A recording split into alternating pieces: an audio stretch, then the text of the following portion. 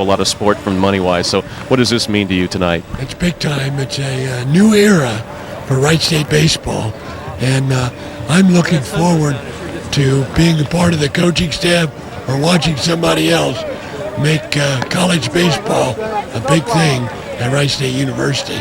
And I think it's going to happen probably in the next 2 or 3 years as better players come into the program.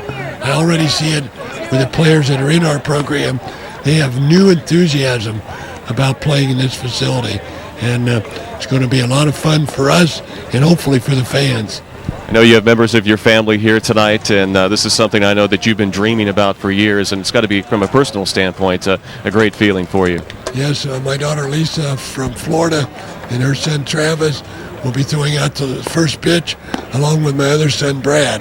My third son Jeff is in Boston today with his wife on business, so he can't be here. But have a lot of friends, and I'm just happy that a lot of folks have come out to celebrate this with us. Coach, you talked about the stadium, how well it's going to help as far as recruiting is concerned. Maybe you can talk to us briefly about some of the things that are highlighted here. You can see the seating as well as these dugouts, which are state-of-the-art. Yes, the dugouts are designed after the Colorado Rockies and very spacious. We're probably the only team in college that have heaters in our dugout, and on a cool night it's going to feel comfortable in there. Hopefully the fans can put up with a little cool weather and the players will be warm in the dugout. But we have some team rooms. We'll have some lockers coming, and we're not quite done with this first phase, but it's going to be quite nice when it is. And every seat's a chairback seat in the facility right now. So anybody that comes to a ball game is going to enjoy themselves, sit back and watch some good old-fashioned baseball. All right, Coach, we're just moments away from the ceremonies, and tonight's opponent, Indiana University, a team that Wright State played recently in the last couple of weeks, losing 9-7 over in Bloomington. Good competition tonight, but you're going with your best pitcher, Brian Stevens. At least we're going to start. We're going to use several pitchers tonight because of our conference games this weekend. But they beat us over there, so it's our turn to beat them here at home. All right, Coach, good luck tonight in the opener. Thanks a lot, Chris. Stay with us. We'll have the first pitch in just a moment. It's Indiana University and Wright State University coming up next on Time Warner.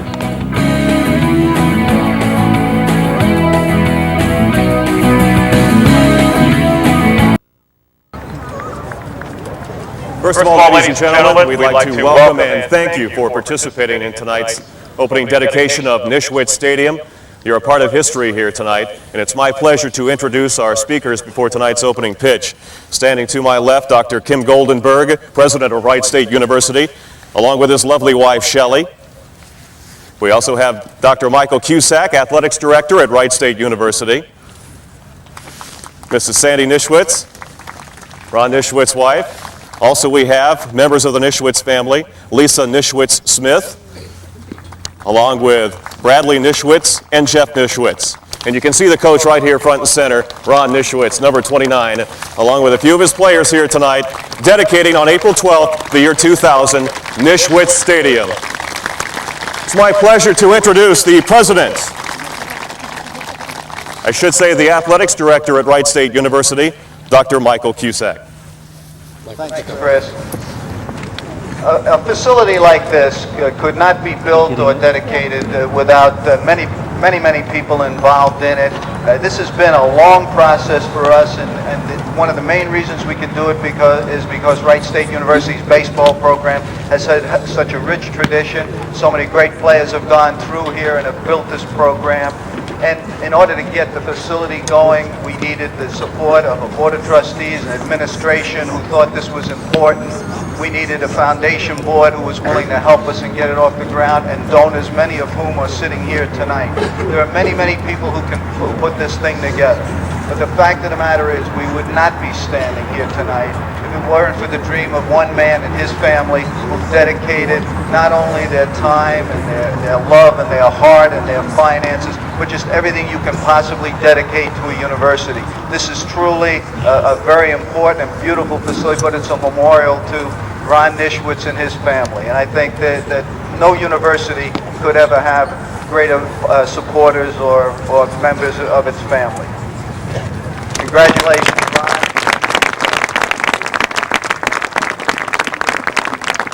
It's now my pleasure to introduce the president Wright State University, Dr. Kim Goldberg.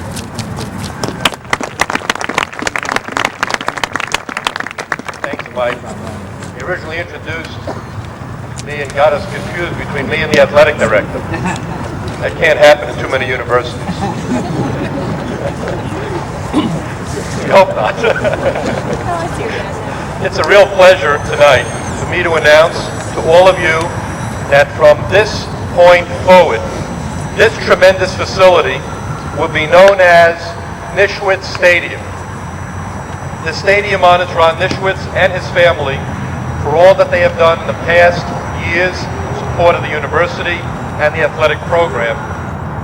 The captains from the Wright State baseball team are holding plaques that will be mounted on the pillars in the front entrance to the stadium.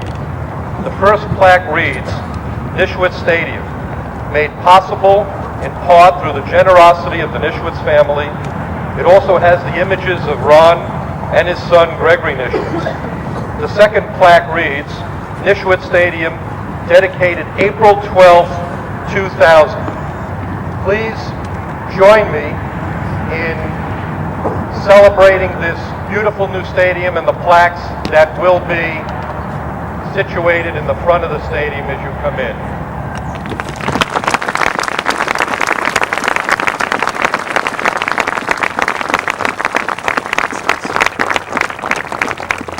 Thank you all for being here tonight. We look forward to a really spectacular season.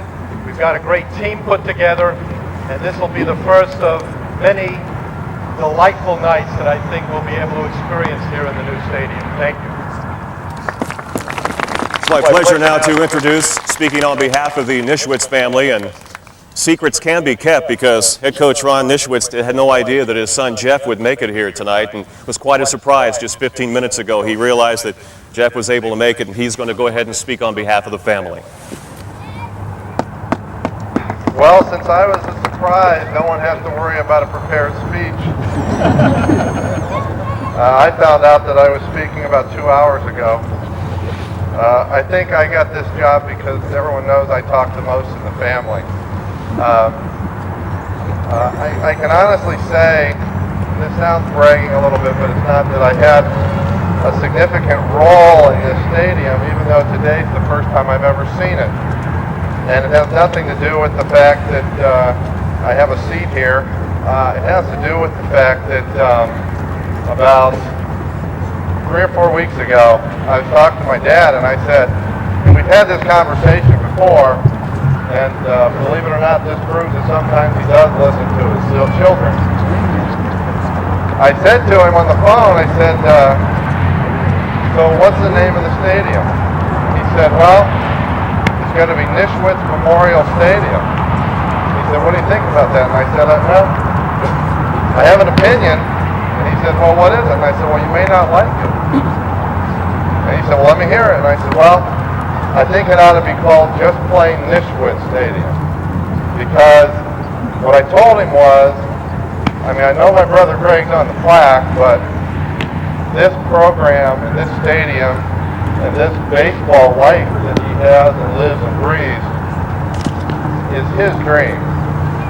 It's his dream, it's my mom's dream, but it's about baseball, and it's about Wright State. And that's why I said, you know, the right name is Nischwitz Stadium. And in my view, this stadium honors my dad and what contribution he's made here. So if that's the small part I played in it, I'm glad I did. I think that's the right decision. I noticed an article that was in the paper here a week or two ago. My dad sent it up to me, and there was some talk in there about the movie Field of Dreams. And I thought that was really funny because that is one of my favorite movies, and I don't know about most of you, and those of you who live and die baseball out there, you probably can't watch that movie without getting goosebumps about a half dozen times.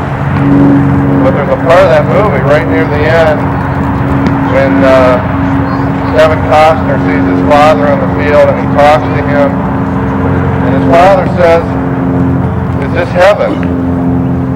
And he looks at him and says, "No, it's Iowa." And then he said, "Is there a heaven?" And his father said, "Oh yeah, the place that dreams come true. And Kevin Costner said, well, maybe this is heaven.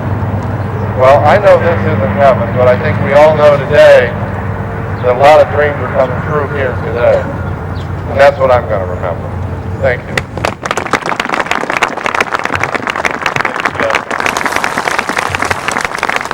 Ladies and gentlemen, just a round of applause for everyone here out on the field tonight.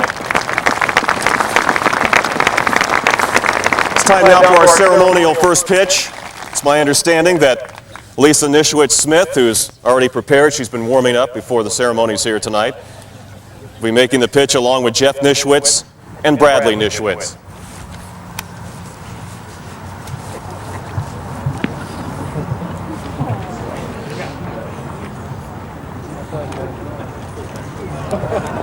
Just a little outside.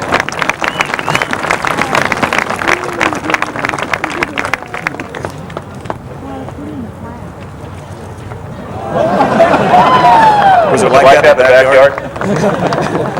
Double pump!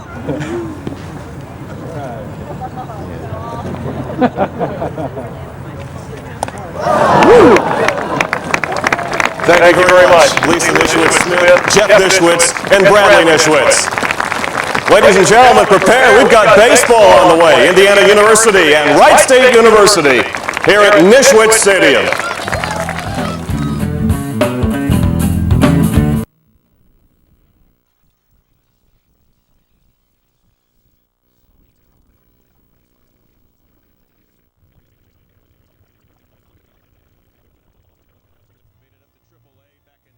City of Oklahoma City, and you've seen a lot of baseball over the last, 20 years of your life or so? Absolutely, and I played against a lot of great competition and, great baseball around the Dayton area.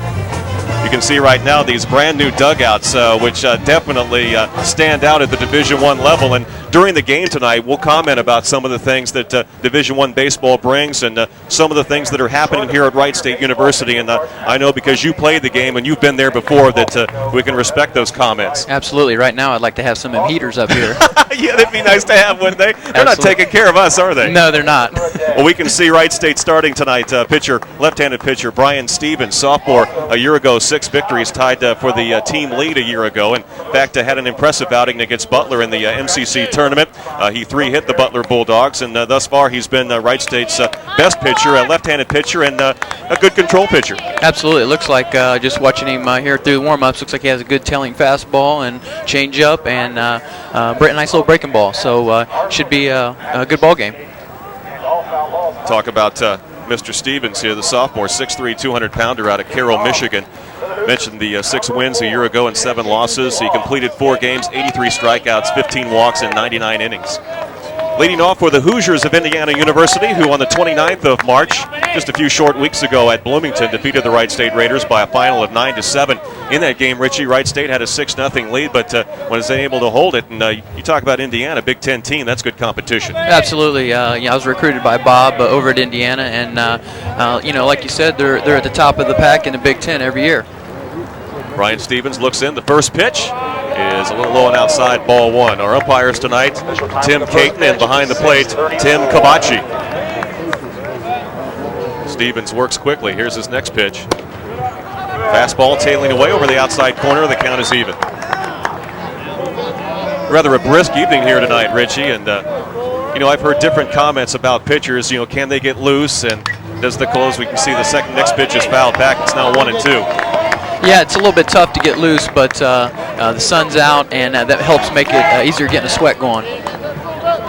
With the ceremonies here tonight, very moving before the game. That's you've got to go over to the players as far as their adrenaline flow here early on. 1-2 pitch is swung on and hit deep back into left center field, but you can see Ranstead camping under it, and he makes the first catch of the game. Ball was well hit, and big ballpark like that with the wind, blowing a little bit left to right, you're going to have to hit the ball a little bit better than that.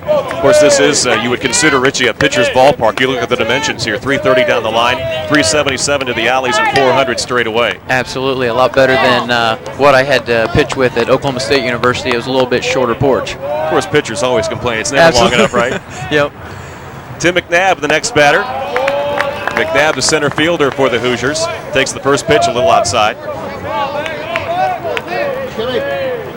Had a lot of rain here in the area for the past couple of weeks, but the sun is shining here tonight as the next pitch is fouled straight back. And Stevens on cue is a quick worker, and with the weather to here tonight and the great crowd that we have here for the dedication ceremonies, Richie, I think they like that. That's real important, both for the fans and for the defensive players, that the pitcher works quick, because it makes it a lot easier to play defense. Next pitch, curveball hanging in the eyes of McNabb, and he lines it into left field for a base hit. Just got that slider up a little bit and didn't quite finish it down in the zone.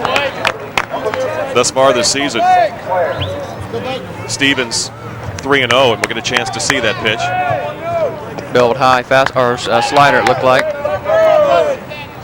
Yeah, Richie, you being a pitcher, you know you don't want to hang anything up there around the belt over the middle end. Not when you get ahead of Division I hitters with the aluminum bat. You gotta keep that ball down. You gotta work it in and out, and it's just you gotta stay ahead of the hitters. Here's Blake St. Clair, left-handed hitter against left-handed pitcher. He takes the first pitch down and in for a ball. Apologize as I'm writing my lineup as we go. Indiana was a little tardy in getting us the lineups and was on the field earlier on for the dedication ceremony, so bear with me, fans. Next pitch, nice breaking ball, finds the outside corner, count is even. That's a good sequence of pitches. He threw him a breaking ball down, and he backed it up. It's real important that you back up your pitches, especially to the three-hole hitter. I'm sure he's a very good hitter. Here's the stretch. Stevens' next pitch, he jams him. He hits it to the second baseman, Bruner, and they've got the guy at first base for a double play. Very good pitch. That's why doubling up the breaking ball made the fastball in that much more effective. He wasn't able to adjust to it, and there you got a double play ball. All right, we'll move to the bottom of the first inning. No score, one runner erased after he got a base hit in the top of the first. We'll be back with more from Nischwitz Stadium in a moment on Time Warner.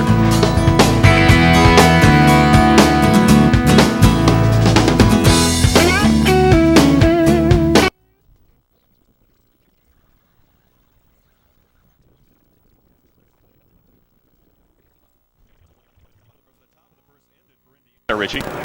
Yeah, it was a good sequence of pitches, and he threw him a fastball in and got in on his fist, and that's what you need to do is work fast and keep the defensive players on their toes so they can make double plays like that for you. Kind of interesting here tonight. You can see pitching for Indiana tonight, a local product out of nearby Tip City, Ohio, Nick Otte. Thus far this season, a 3.7 ERA. He has a record of 1-1, 11 appearances. This is only a second start of the season. In 24 1/3 innings, has allowed 25 hits and 12 runs, a 275 opponent batting average against this right-hander out of Tip. It's a shame local talent got away here.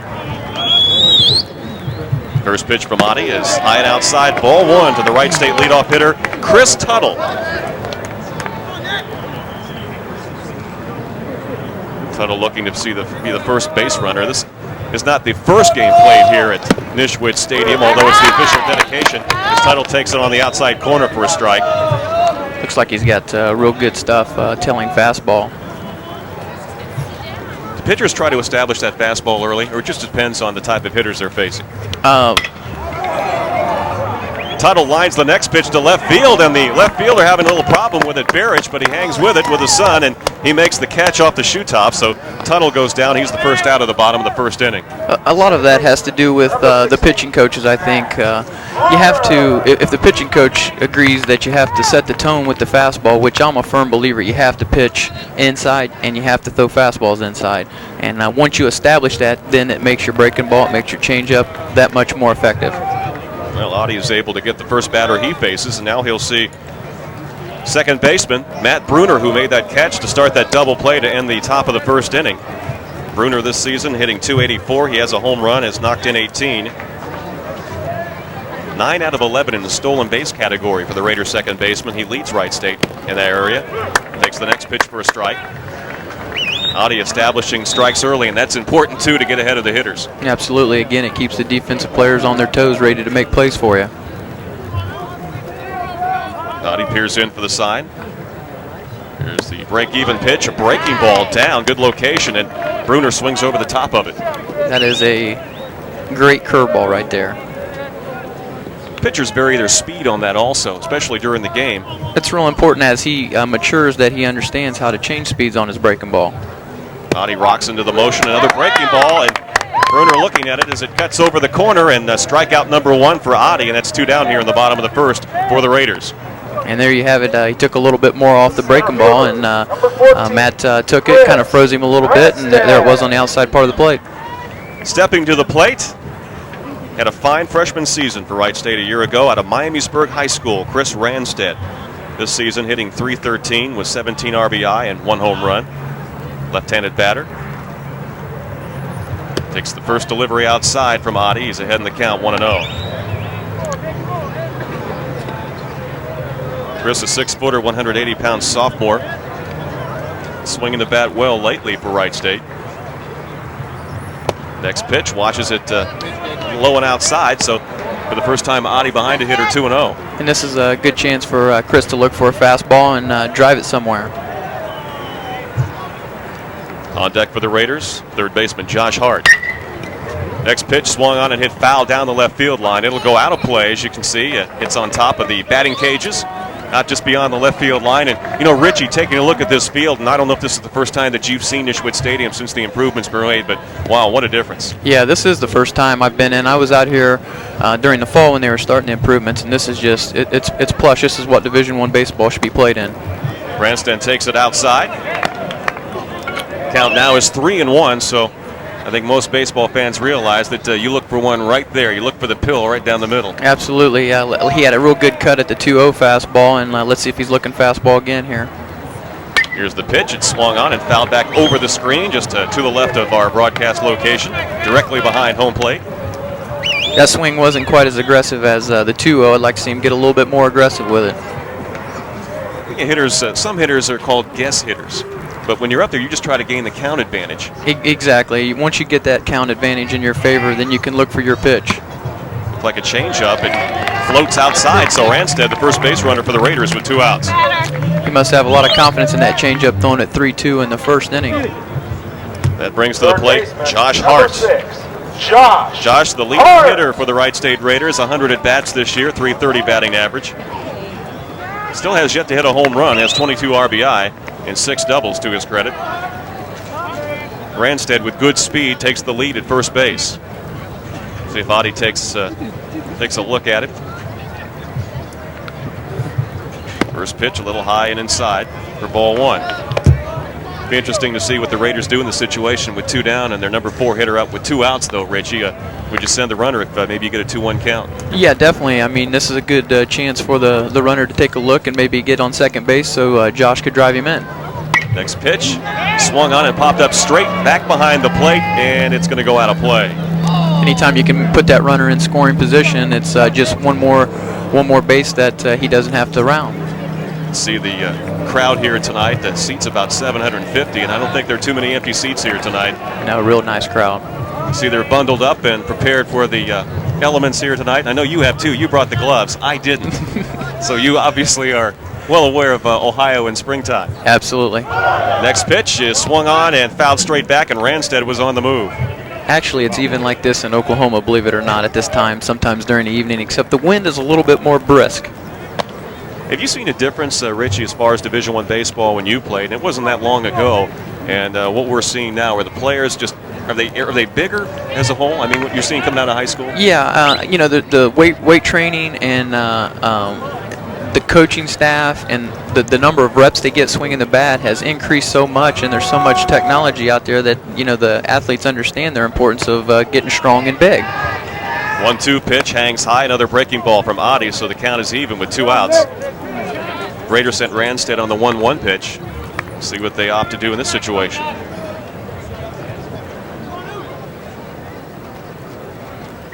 Adi using the breaking ball out here in this first inning. Decides to throw to first, and he's got a good quick move over there, and Ranstead scampers back just ahead of the toss. Yeah, it's a real good quick move. A lot of times pitchers, they try to long arm it over there instead of having nice quick feet, and that was good quick feet by the pitcher. Scott Marshall on deck. Here's the 2-2 pitch. Breaking ball in the dirt, and that will be a full count, and Ranstead obviously would be moving now, so it would be interesting to see if the first baseman moves off and will not hold the runner on. As we say that, he makes his move. See the bright sunshine, the electrical tower in behind Nick Adi, the starting pitcher for Indiana.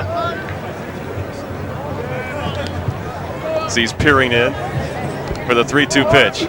Ranstead on the move. The pitch taken just outside and low, maybe. It was close. And Hart, with a good eye, will move on down to first base. Runners at first and second after the base on balls. Very good discipline by your 4-hole hitter there. Close pitch, but well disciplined enough to stay off of it. Up to the plate now for the Wright State Raiders, Scott Marshall. Mr. Do-It-All for this team in his junior season from Centerville High School. Came his freshman year as a walk-on, and he's now contributing not only as a left fielder but also on the pitching mound as the pitching troop's a little short for Coach Nischwitz this season. Left-handed hitter, takes the first pitch, low down, blowing in. Struggling after he got those first 2 outs here a bit. And let me ask you this, Richie. Sometimes you see pitchers do this, especially young pitchers. They're rolling right along, then all of a sudden they can't just find the plate. Is there any explanation? 2-out concentration is much, much more important than those first outs, and it seems like he's just lost his concentration on the mound. Well, he hits the spot there on the corner at the knees, and Marshall, the experienced hitter, on the 1-0 count, wasn't going to swing at anything that didn't look good to him. You can see some of the crowd here tonight having a little fun. At least the ones in the sun. Next pitch, Marshall swings at a high pitch and lofts it towards left center field. Back to play it and make the catch is the center fielder, Tim McNabb. So that'll end the bottom of the first inning.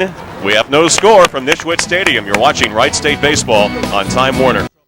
2 outs, but he was able to fight back and get the third out. Yeah, he made some real good pitches to Mr. Marshall there, and he's fortunate enough to get a pop out and get out of the inning. Well, here's the 4th place hitter for the Indiana Hoosiers, the left fielder, Vasilis Spanos. Spanos, the leading hitter for Indiana through their first 37 games. They come in with a record of 22-15, batting a cool .402. First pitch from Stevens. Breaks out over the outside part of the plate and takes it to strike. So important to get ahead of the hitters. Absolutely. It looks like the hitter's standing right on top of the plate, and he needs to pitch him in. Next pitch, a curveball, hangs over the corner, but Spanos likes it and fouls it off just beyond the Raider dugout along the right field side. Most hitters will give you their weakness, usually the way they stand in the box. With him on top of the plate, he wants the ball out over the plate. 2-strike pitch from Stevens, a little bit high. Catcher calling for it in there and just didn't get it in. Got to get the big guy to go up the ladder. Here's the 1-2 pitch. Stevens plate where it is swung on. He gets his hands out there, hit to left field. Marshall goes over and makes the catch for the first out. And I think that's the way Stevens likes to pitch. Maybe not a lot of strikeouts, but he gets them to hit them where his fielders can make the plays. Yeah, absolutely. You know, just by him working fast, that's going to keep the defensive players in the game, and that's what you have to do.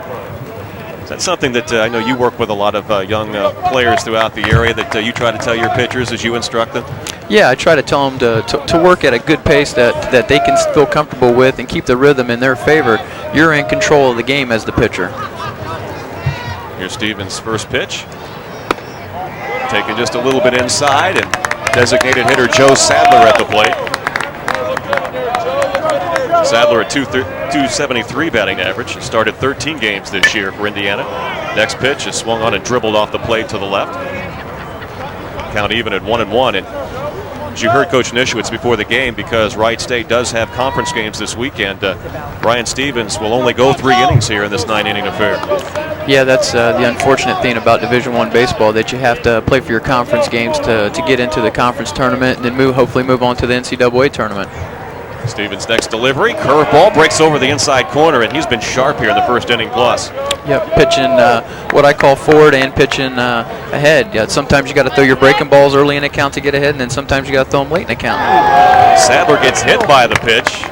I don't think Stevens, he wanted to come inside, but not that far, obviously. Yeah, it looked like he dropped down a little bit on that one, and I really don't like pitchers to do that, because that changes the arm slot, it changes the release point, and unfortunately that's sometimes what happens. Brian Stevens this year, that's the 5th batter that he's hit. He's still 4 behind team leader. That's Joe Powers, who's plunked 9 opposing players this year.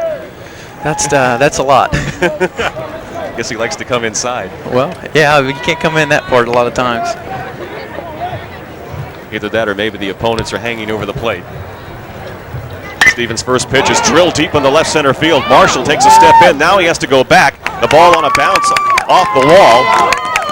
Here comes Sadler. They're going to hold him up at third base as Rick Barrich gallops into second with a double, and the second hit of the game for Indiana. got that pitch up. Yeah, again, the hitter was standing pretty close to the plate, and he's wanting his weakness or giving away his weakness, and he got the ball out over the plate, and he drove it to left center. Eric Blakely now to the plate for Indiana. Blakely hitting .267. He's hit 2 home runs this year, has 12 RBI. In a run-scoring situation here with just 1 out here in the top of the 2nd inning, and no score. Blakely looks at the first pitch, called a strike. Infielders playing back in this situation just to get the out for the run early in the game. Wright State thinking hopefully we'll score some more runs, more than 1 run. And you want to stay out of a big inning situation too. Absolutely, you always take it out for a run in this situation. See number 9, Jim Morris, dancing in behind the runner at second. And Stevens' next delivery floats outside. Chris Grimm, redshirt freshman, behind the plate for Wright State. I can feel the cold wind blowing through the window right now, Richie. Yeah, that was a little chilly right there. Wind's blowing in from left center field. Next pitch jams him, and Blakely is able to fight it off and foul it back. That's a very good pitch. Pitching ahead in the count, getting the ball inside on his hands, trying to get an easy ground ball for his infielders. No score. At the plate, Eric Blakely with a 1-2 count facing him. Wright State left-hander brings it plateward. Again, the pitch is inside, and over at first base, Krinsky is underneath the pop-up, and he has it nestle into his glove for the 2nd out, a big out for Brian Stevens. Outstanding pitch, and that's the result you want to get, either that or a strikeout with a 1-2 count, and he got him a nice easy pop-up and holds the runners at 2nd and 3rd with 2 outs. Catcher. Good. Now it's very important, though. He's got 2 outs now. Now he's got to keep that concentration and finish the inning right now. Catcher Kevin O'Brien now will step to the plate and see what he can do to get Indiana on the scoreboard. Still no score here in the top of the 2nd inning. 2 outs now. Brian Stevens looking to wiggle out of this situation. Out of the set position. First pitch is a fastball outside. And I like the fact that he's working out of the stretch still. A lot of guys want to go to the windup. Even in high school, and that's real bad because you get the guy dancing down there. Next thing you know, you might balk one. O'Brien, a .212 hitter, takes the next pitch down and in, so he's ahead in the count, 2-0. Well, with the base open, would you continue to pitch carefully to this hitter with a 9th-place hitter coming up next? You're down in the lineup, and he's hitting .212 on the year, so I'd challenge him right there. That's a good pitch. He's thinking along your lines, Richie. Yeah. I'm an aggressive pitcher, so you got to pitch ahead, and you got to just challenge up in these situations. Runners at 2nd and 3rd. 2 down. Count 2-1. Stevens brings it back to the plate and catches the inside corner. Good pitch. Very good pitch. Kept it down in the zone. Crowd into this one. We can see the VIP tent just off to our right. Packed. Along the right field line, I'm sure getting some hot beverages. Next pitch, he jams him. Off the mound is Stevens, and he throws to first and does a nice job getting out of the inning. Very good work by Stevens to get his feet set before he threw the baseball. Okay, we'll mosey on to the bottom of the 2nd inning. The Raiders will come up, see what they can do against Indiana. No score here. You're watching Wright State University baseball on Time Warner. Here tonight. Chris Collins along with Richie Moody. We move to the bottom of the 2nd inning. Wright State will send up their designated hitter, Scott Blair. He'll be followed by catcher Chris Grimm and Jason Krinsky, the first baseman. The 3 batters here in the bottom of the 2nd. Nick Gotti, who was able to wiggle out of a 2-out jam that Wright State posed in the bottom of the 1st inning by inducing Scott Marshall to fly out to left field, will begin his 2nd inning of action. And Blair takes the first pitch for a strike. Yeah, Wright State had a chance in the 1st inning to get some early runs, put the pressure on Indiana, especially them being on the road and the atmosphere that they're in. Could have been a chance to put up a big number. Next pitch looked like a changeup just off the outside corner, count even at 1-1. Scott Blair this season just making his 2nd start, his 13th appearance, hitting .357 in 14 at-bats. It's 2 RBI. Next pitch taken over the inside corner for strike 2. Very good pitch by Nick Gotti. Early in the game, is it important for a hitter, Richie, maybe to get some good looks at the pitcher? Yeah, after the first inning, the other hitters should see what the pitcher has, and they should be pretty comfortable once they get in the box. Not necessarily ready to swing at that first pitch, but when they see a pitch they like, they better be aggressive enough and ready to swing at it. Blair very patient, takes a hack at that one and is unable to make contact, and he goes down. The second strikeout of the game for Nick Otte, and that's the first out here in the bottom of the second inning. That was a hammer. That was a very good curveball by Nick. A lot of movement on that one. Yeah. Well, that's the old equalizer, isn't it? When guys move to the next level, high school, college, and they're so fortunate to go to the pro level, you got to look at that, as they say, Uncle Charlie. Yep. Here's Grimm. Holds the hands a little high and twists in as he takes the pitch over the inside corner. A good breaking ball, it appeared. Here's Grimm, a redshirt freshman catcher, seeing some action. Sharing the action this year behind the dish with Nick Shields and Doug Nichols. Next pitch low and outside. Count even at 1-1. One out here in the bottom of the second inning, and the lights have come on here. Another new addition to Nischwitz Stadium, and we'll be able to see the effect of those lights probably within the next half hour, 45 minutes. Next pitch, I can tell you, he cut the corner on that one. That had some giddy up on it there. And Grimm kind of talking to himself. That's just a nice pitch by Otte.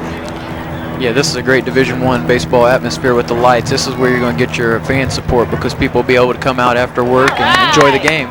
Good job. Nick Otte with another curveball and gets his third strikeout and has two of them back-to-back here in the bottom of the second inning. And Jason Krensky will come plate-ward, the senior first baseman, to see what he can do against the right-hander from Tip City. He's establishing that he's throwing the breaking ball for a strike now, and the Wright State hitters are going to have to adjust. Jason Krensky, who is also a little pitching this year for Wright State. First baseman by trade, a 286 hitter. Takes a whack at the first pitch, hits it up the middle. Second baseman makes the play. Quick flip to first base, and he gets Krensky by a few steps. Very nice play. A quick bottom of the second inning for Nick Otte and the Hoosiers, and they'll make their way back to the dugout. No score here from Nischwitz. Hitter. Minor this season, batting just 125. This is ninth start of the season. Richie Moody joining me here tonight for the opening night ceremonies for Nischwitz Stadium. Next pitch is bunted down the third base line, and Josh Hart tries to pick it up barehanded, but isn't able to come up with a handle on it. Minor will lead off the bottom of the first inning with what appears to be a bunt single. So Indiana will have their first batter on here at the top of the third inning. No score, Indiana and Wright State University. And we're fortunate to have back with us. He was joining us down on the field earlier on for the dedication ceremonies. The president of Wright State University, Dr. Kim Goldenberg. Thanks, Chris. Great to be back. First night of many games in the new stadium. I know we'll be talking a little bit more here throughout the third inning, and what a wonderful experience here tonight, and the fans enjoying themselves here early on, and good ball game thus far. Yeah, absolutely. Next pitch is, I should say the first pitch to Benji Klaus, who fried out to center field, is taken for a ball. Here's the 1-0 pitch, swung on, hit right to Hart, grabs it at his knees, throws to first, and gets the double play. Dr. Goldenberg steps right in, and the Raiders come up with a double play. Well, I tell you, they're doing good tonight. Okay, we'll get an opportunity to see it again. The ball hit like a rocket down to Hart, who makes the play and quickly comes up with a handle and throws over to first base to Krensky, and they get the runner. So the second line drive double play of the game for the Raiders, and Stevens now with two outs here in the top of the third inning. First pitch swung on and bounced on 2 or 3 hops down to Morris. Picks it up cleanly over to Krensky. Throw a little bit wide, and it's going to be an error on Morris, and McNabb reaches on the error. Dr. Goldenberg, I know you try to make it to as many university events as you can, but tonight, such a special night for Raider fans, and especially Raider baseball fans. Yeah, this is an excellent facility, all right. Probably one of the best in the Midwest. Comfortable seats, and we got some nice night lamps here as well. Good for the students, for their education. They can come out and play in the evening, and faculty, staff, and the community can join them. Blake St. Clair, second plate appearance of the game, but Stevens will go over to first base and check on McNabb. There's 2 outs here in the top of the third inning, and Wright State and Indiana still no score. Stevens working quickly. Here's the pitch, curveball, breaks out over the plate for strike one call. Well, not only the stadium, Dr. Goldenberg, but there's been recent growth on campus, as we talked about during the basketball season, as well as new buildings and also new programs. Lots of major new renovations. University continues to get wired, one of the best wired universities in the state. All the new students in the residence halls all have access to computers, so we're pretty excited about renovations going on throughout the system. Feel all the excitement here over the last year or so as the steal attempt by McNabb, and Morris takes the throw from Grimm, and they nail the base runner at second base. So the Raiders, showing some good defense here early on, are able to nail the would-be base stealer, and we'll get an opportunity to see it again as Grimm quickly made the throw down, is right on the money to Morris, who stayed with the base runner, tags him out for the third out. Dr. Goldenberg, stay with us here. We got the bottom of the third coming up. We'll take a break right now. The Raiders in Indiana, no score. You're watching Wright State University baseball on Time Warner.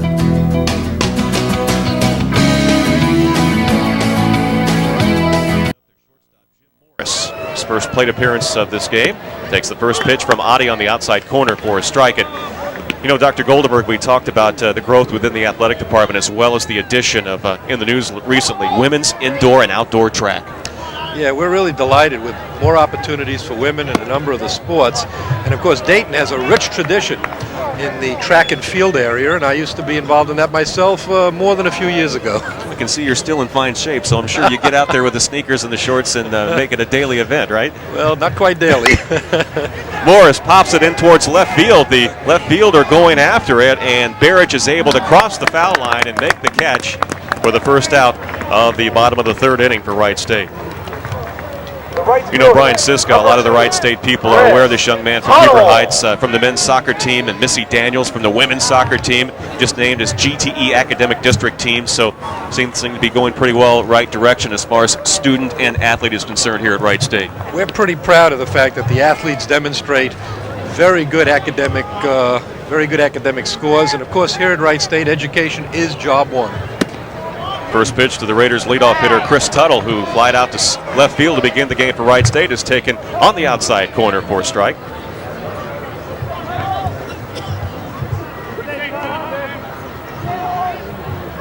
Next pitch, reaching for it on the outside half of the plate is Chris Tuttle, and he fouls it back to the screen, and he's down to the count now, no balls and 2 strikes to Nick Adi, who has 3 strikeouts thus far in the game for Indiana.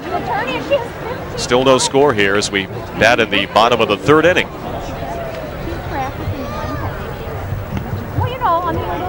Adi rocks into his motion, sends it plateward, taking it inside, down and low is Chris Tuttle.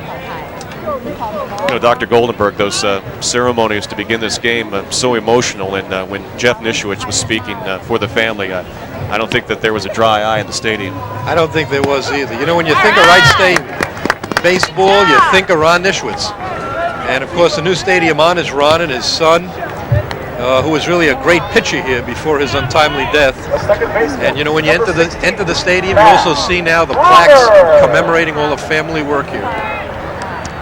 Just a fine man, and you had an opportunity before the game to see a lot of the people who are well known in the baseball circles throughout here in Dayton, and showing their tribute to Ron and Wright State University, and a great tradition here in baseball, and you know, quite a tribute to Ron, who very humble man that doesn't want to take all the credit, and it's very special for him tonight also. Yeah, it really is. You know, Nish is in his 26th year, and we're just delighted that he's been with us doing such a fine job.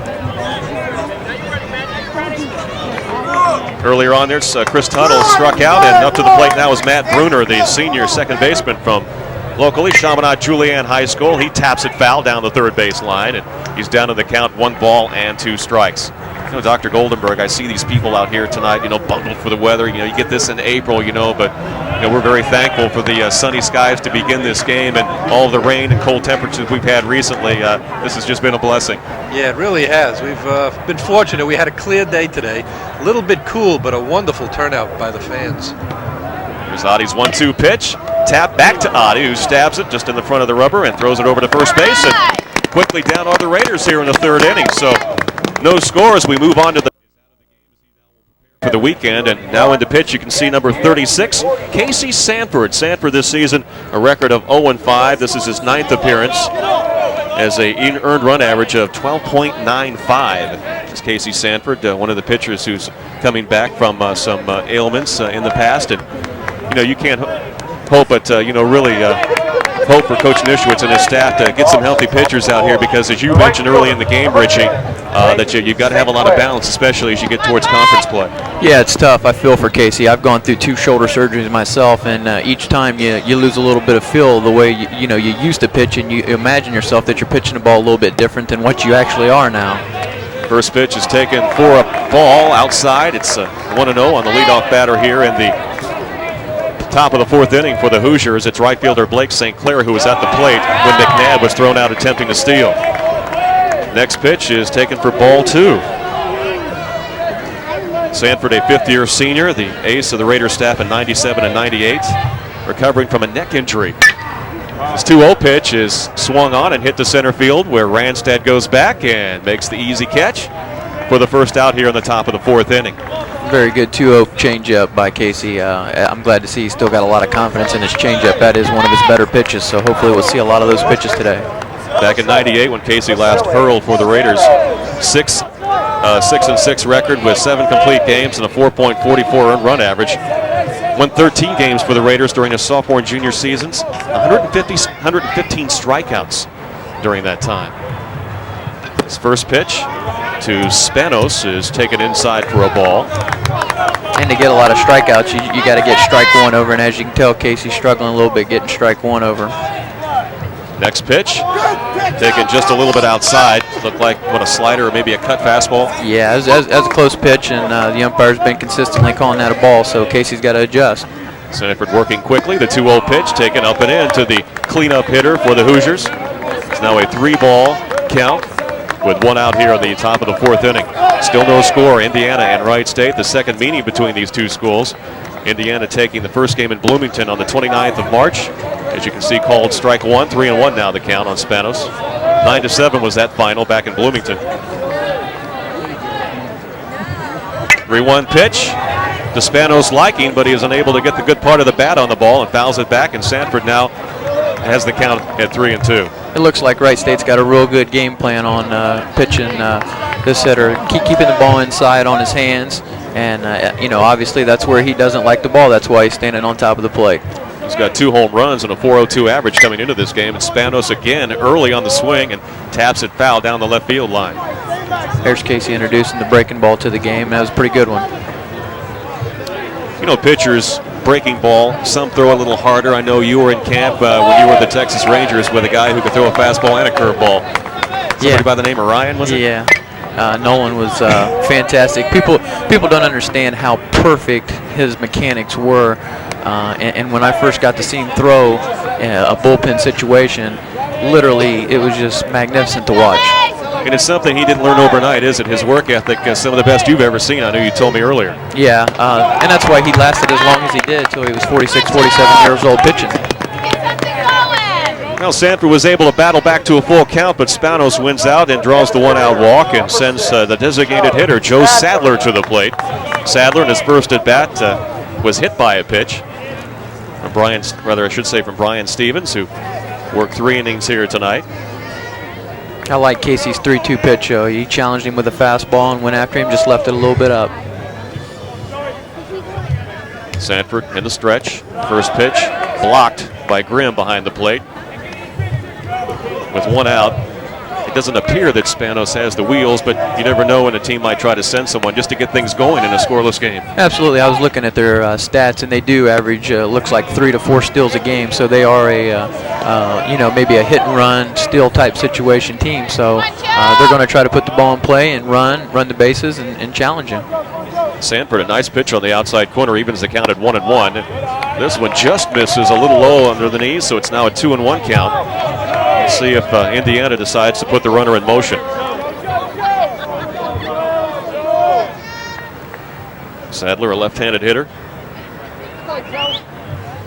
takes the next pitch on the outside corner. Nice location. Very good pitch. Indiana only has 17 home runs on the year, so I'd still even 2-2 look for something to happen here. Some big guys, too. Next pitch on the outside corner. It's knocked down to Hart. He goes to Bruner at second. He turns to the double play and pulls Krinsky off the bag as the throw is to the home plate side. So there's no error on the play. You can't assume a double play, but the Raiders do get the lead runner for the second out here in the top of the 4th. Very good pitch by Casey, and it's a shame Wright State couldn't have completed the double play. You know, that was a tough play. That really stayed down on Hart. Yeah, good turn by Bruner. Anytime that runner's bearing down on you like that, that's a tough turn. Second baseman have to make a split-second decision. Yeah, and it's they're left wide open for an injury with that left knee too. Just like Ronnie Oster had back in '87, and that's a shame that has to happen, but that's part of the game. I believe that was Mookie Wilson, wasn't it? Yes, that went it into was. Oster. Next pitch is tapped towards Hart again, who's been busy down at the hot corner. Slings it across the diamond and finds Krinsky. He zeroes in on him for the third out. So this game still moving along quickly here as we go to the bottom of the fourth inning. Still no score. The Indiana Hoosiers and the Wright State Raiders. You're watching Wright State University baseball on Time Warner. University and Indiana out of the Big Ten. You can see Nick Oddie, a Tip City graduate, out on the mound for the Hoosiers as he moves into his fourth inning of work. Still no score. Indiana and Wright State. Leading off the bottom of the fourth inning for the Raiders is center fielder Chris Ranstead. Ranstead walked in the first inning. Made it to second base as Josh Hart received the second consecutive walk from Hart. But Oddie able to get out of it. Ranstead hits it back off the glove of Oddie, and Ranstead with that good speed is going to reach first base on the infield hit. Looked like Nick got in a little bit on Chris, and Chris adjusted, fought it off, and Nick just was unable to make the play.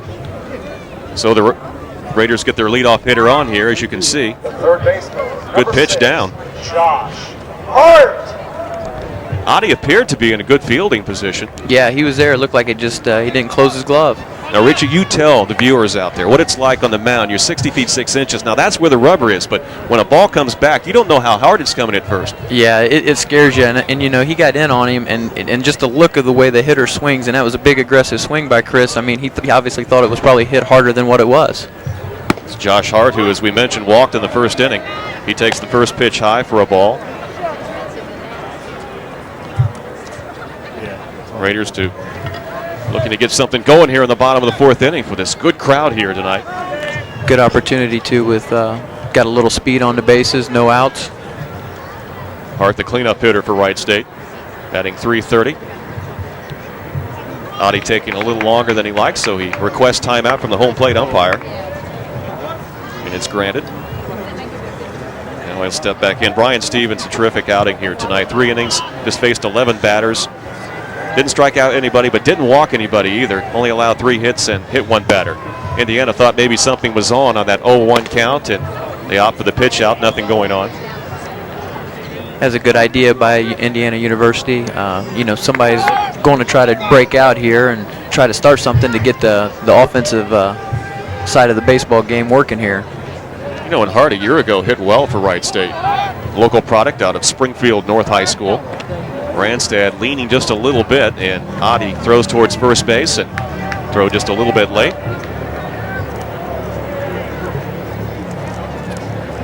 Josh Hart, .330 average.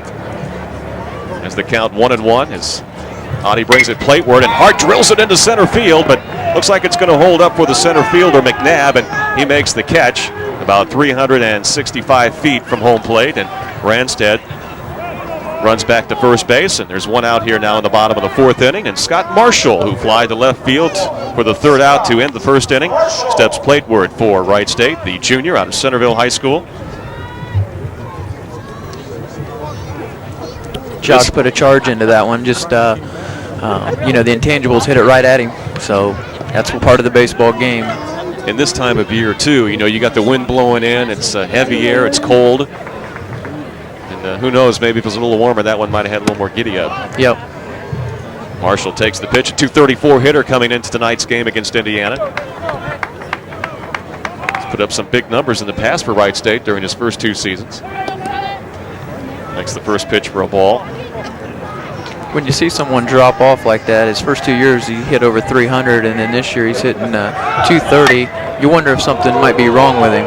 Wright State sends the runner, and Ranstead will make it a second, and Scott Marshall apparently beat Oddie to the bag, or Oddie just couldn't find the bag in time, and see how they score that. Will it be an error? Obviously it will be. Will they give it to the pitcher? That's a tough call. I mean, he fielded it cleanly though, and he made a good play. Might be a base hit. He was reaching for the baseball. It didn't have enough on it, the first baseman. So Yeah, that's that in-between play. well, let's look towards the scoreboard here, and I think they're going to go ahead and give him a hit. Usually when, it's just one of those fortunate situations for Mr. Marshall, maybe that'll get him going now. Base hit for Scott Marshall. And both hits coming here in the bottom of the 4th inning with 1 out. To the plate, the designated hitter, Scott Blair. Blair getting the DH assignment here tonight, just his 13th game he's appeared in. It's just his 16th bat of the season. Hitting .357 coming into the game. First and second, 1 out for Wright State. No score. Curveball taken inside on Blair. Now he's got an advantage here too to the right side of the infield, because it looks like the second baseman holding Ranstead towards second base, and quite a big hole on the right side. They're playing double play depth, and anytime they're at double play depth and the first baseman's behind the runner, there's usually a big gap right there. He probably should have stepped off there, because in a situation like that, anytime that guy breaks, he wants the ball. So the shortstop broke in behind the second baseman. He probably should have stepped off. End result, he threw a ball to the plate. Well, that would be a little lack of concentration, and maybe in the back of his mind he's thinking about that play at first base. Yeah, it throws you off, and his concentration is obviously a little frazzled here. He's giving up 2 infield hits, so. See what the Raiders can do with it. This time he was able to blow the fastball by Blair, does Adi, and he evens the count up at 2 balls and 2 strikes. Good fastball. First real threat for Wright State in this game. They did have 2 runners on, but that was with 2 outs in the bottom of the 1st inning. Now they've got 2 on at first and second with just 1 out. And Blair looking at the slants from Adi, who's in the stretch position. Here comes the break-even pitch. Taken low and inside, a full count. Well, will they send the runners?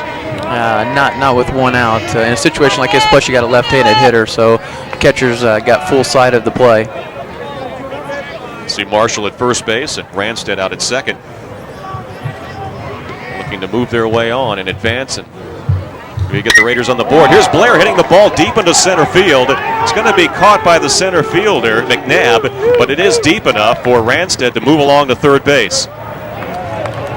And Marshall will stay at first as the throw came dribbling in from center field. Yeah, it came dribbling in, but the center fielder made the right move there to keep the force out at second base, because if he tries to throw it to third, who knows, the runner from first might have advanced to second. Then you got 2 runners in scoring position instead of 1. Wright State freshman catcher Chris Grimm will now come up to the plate. See Marshall at first base. If they'll try to put him in motion with 2 outs, they've got a good opportunity to score here.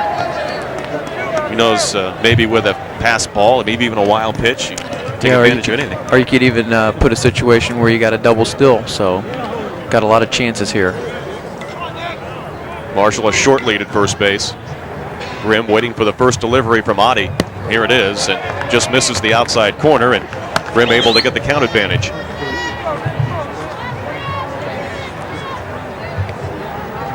Chris Grimm, a 188 batter. This is just his 9th start of the season behind the plate for Wright State. Adi checking Marshall at first. It's deliberate delivery. It's swung on a hit down to third base, and it's past the third baseman. And Wright State takes the advantage 1-0, and it appeared that third baseman Mark Miner maybe lost that in the sun as it's beginning to go down beyond the first base bleachers. Yeah, it looked like he had it, and then all of a sudden he didn't. Maybe even the tent down there. Well, let's see how they score it. And they're going to score in an error, but it results in a run as Miner didn't look like he even had an idea or what. He didn't have a clue on that. That went between his legs, actually. Number 25, Jason. Chris Ranstead scores the first run of the game, and the Raiders take a 1-0 lead here in the bottom of the 4th inning. And to the plate is Jason Krinsky with runners at first and second and 2 outs. Now 1 in. Pitch is down in the dirt, low and outside to Krinsky. Has a big play by the catcher there. It could have put 2 runners in scoring position. Well, for the most part in this inning, Adi, whose control has been pretty good thus far, been behind the hitters here in the 4th. Yeah, and that's a good chance for Wright State. Even though you got 2 outs right now, you got a chance to tack a couple more on him.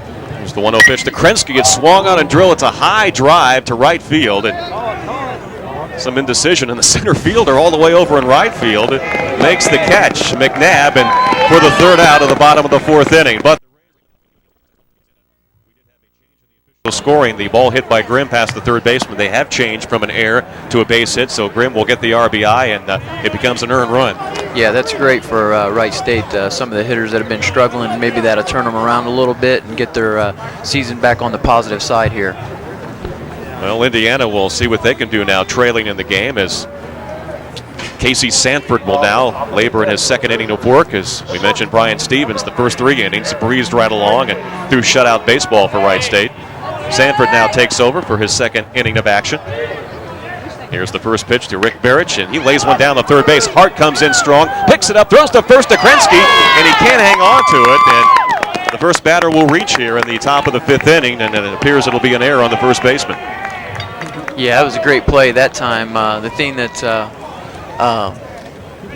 Josh did on that one was he used his glove. The ball was still moving. I noticed on the first one that he tried to bare hand, and that makes it a tough play. Anytime that ball's moving, use your glove, and he makes a good solid throw. It looks like it just kind of hit the runner and Krimsky's glove at the same time.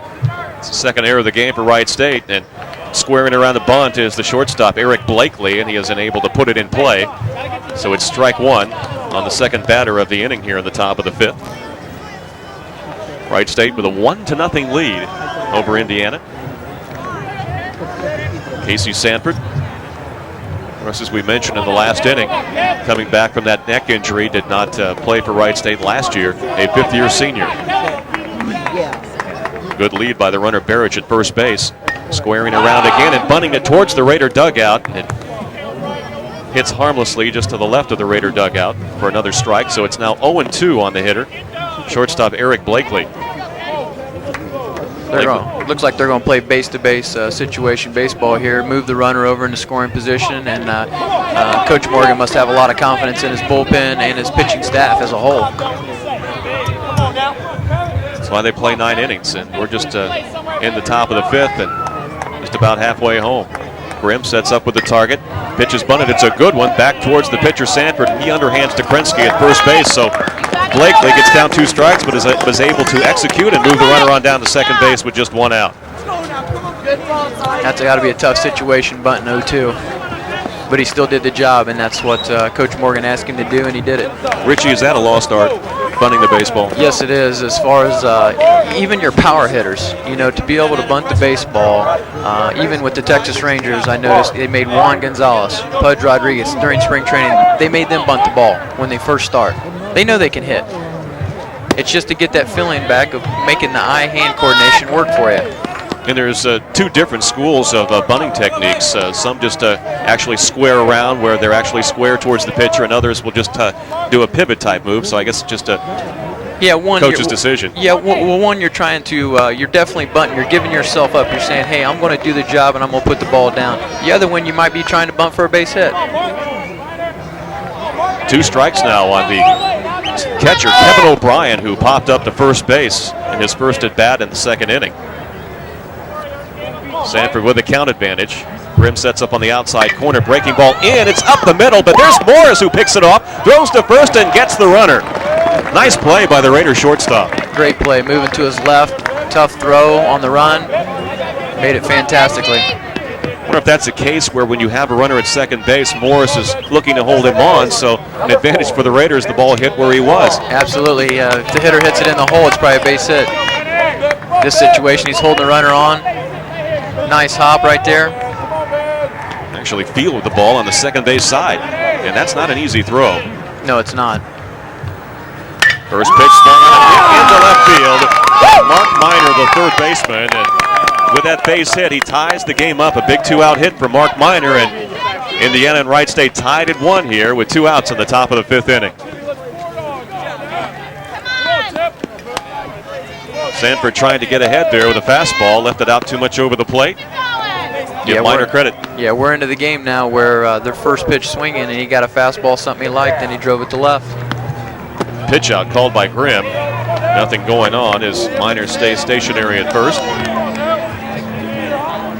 This is where Casey's got to maintain his composure now because, things haven't been going well for him this year and coming off of injuries. You can't just let one run get to you. You're still tied. You got 2 outs. Next pitch, keeps it down. Morris goes into the hole on one knee, flips it over to Bruner for the third out of the top of the 5th inning. But the 2 out by hit by Minor scores the base runner Barrich, and we're tied at a run apiece here at Nischwitz Stadium. You're watching Wright State University baseball on Time Warner. State of the art. They're very beautiful. Fans having a good time and a good ball game here. Moving along well too, time-wise. That's what I was going to say about Coach Nischwitz is he's got to be very pleased with the pitching thus far in the game. And Nick Otte appears to be out of the game now. We're going to try to get the shortstop, number 9. pitcher now for Indiana to try to catch his number as Morris leads off the bottom of the 5th inning. 36. First pitch is taken low and outside for a ball. I believe that's Nick Petilius. Yep, Nick Petilius has a .540 earned run average, a record of 1-1. This is 9th appearance of the season for Indiana. And he misses on the first 2 pitches, so Morris with a 2-0 count to lead off for the Raiders here in the bottom of the 5th inning. Richie, when you get opportunity, we have a member of Wright State, or I should say Wright-Patterson Air Force Base, who's in attendance tonight. Technical Sergeant Douglas E. Fields, ready to put on the microphone here in just a second. Be able to talk with him and their involvement with Wright State University as the new pitcher for Indiana having problems finding the plate. Yeah, coming off, watching him warming up down in the bullpen, he was a little erratic, and coming off when it's a little chilly like this, it's going to be tough.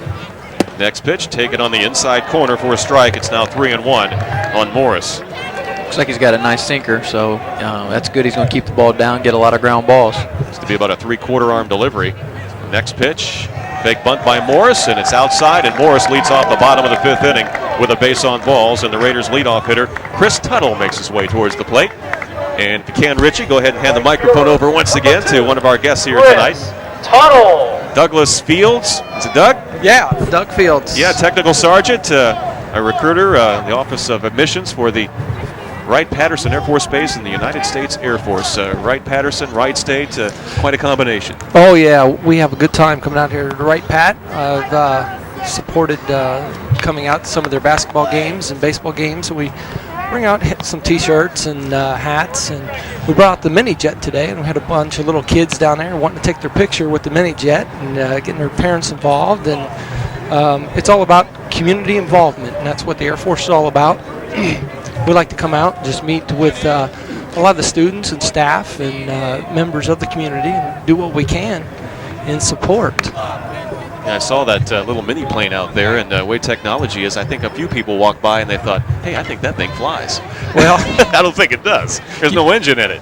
You'd be surprised how many questions we get asked about that. Well, Petilius doesn't like the count as Tuttle steps out before the pitch. Good ball game here tonight. What a facility, too. I mean, I'm going to talk to all the people back at Wright-Pat and tell them, I mean, this is a tremendous baseball facility. I'll tell you, I came out here, got a little tour of the construction with some of the Nutter Center folks out here, and it's amazing how quickly they came along and how great of a job they did here. And you can tell by the fan turnout today. A lot of baseball fans within the Air Force and a lot of good quality entertainment over here at Wright State University. And you got the accommodations now, and this place seats about 750. Yeah, we have a lot of Wright-Patterson Air Force members as well as civilian that pass right by the outskirts of the stadium here, so they get a real good view of the accommodations you have here. Petilius outside again, and after he got ahead of the hitter, no balls and 2 strikes, comes up with his first ball in this count to right fielder Chris Tuttle.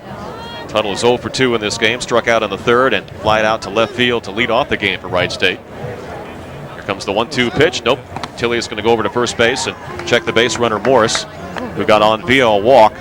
Just joining us, Wright State and Indiana tied at 1-1 here in the bottom of the 5th inning. Single game, 9-inning affair here. Petilius in the stretch. Here's the pitch. He sends it plateward. It's outside for ball 2. 2-2. I like to encourage a lot of the folks who work out here at Wright-Patterson to come out and see Wright State Raiders, your home team. Look like a pretty good young team here. Yeah, Coach Nischwitz in his 26th season. He and Bo Belinsky have been together that long, and They're very excited about this new facility, which obviously, and Richie and I have been talking about, it's going to be definitely going to help this team as far as recruiting is concerned. And that's something you're familiar with, but in a different realm. Yeah, a little bit different. Maybe I could make one of these players a pilot or navigator out there. Here's the next pitch. It's swung on and fouled back just to the left of the broadcast positioning here, right behind the plate. So Chris Tuttle hanging in there. 3 balls and 2 strikes as Morris was on the move from first base. Being a leadoff hitter, Tuttle obviously a good contact hitter, so makes good sense to send Morris, get something going here early with nobody out and a runner at first base in the bottom of the 5th inning. Here's the pitch to the left-hander, taken low and outside, and Wright State has something cooking here in the bottom of the 5th inning. First 2 runners reach on base on balls, and Matt Bruner will step to the plate. Matt tonight is 0 for 2, struck out in the first inning. Bruner looked upon by a lot of the underclassmen as the leader on this team. Senior, batting .284. Does have a home run this season. 18 RBI. Has walked 10 times. As we mentioned early on, in his 116 at-bats, is 9 of 11 stealing bases. And I don't know if we're going to have a pitching change, but there is action down the left field line for the Indiana Hoosiers, and I think they are going to make a change. And Vitellius didn't last long. He walked the first 2 hitters, and he's going to go have a seat in the Indiana dugout. And the pitching change, it appears to be Tom Willerer, a 3.76 ERA, has no record on the season in 13 appearances, has not started a game, all of his action out of the bullpen. I actually got a chance to go down to the dugout and meet some of the Wright State players and the head coach. What'd you think of that down there? You want to get away from those heaters, did you? No, as a matter of fact, I picked up a little frog here in my throat, trying to lose it before it catches on bad. But I did get a chance to meet him, and he's a fantastic fellow. Very personable. He is very Wright State oriented, that's for sure.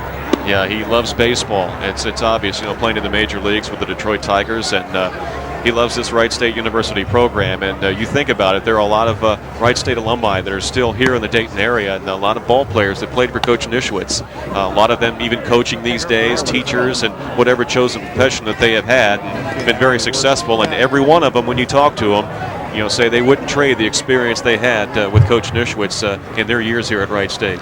Yeah, like I said, he was very friendly, very receptive to a lot of the fans. He came right out to meet a lot of those folks. Looks like we had a little problem with your microphone, Doug. Bear with him. Yeah. There you go.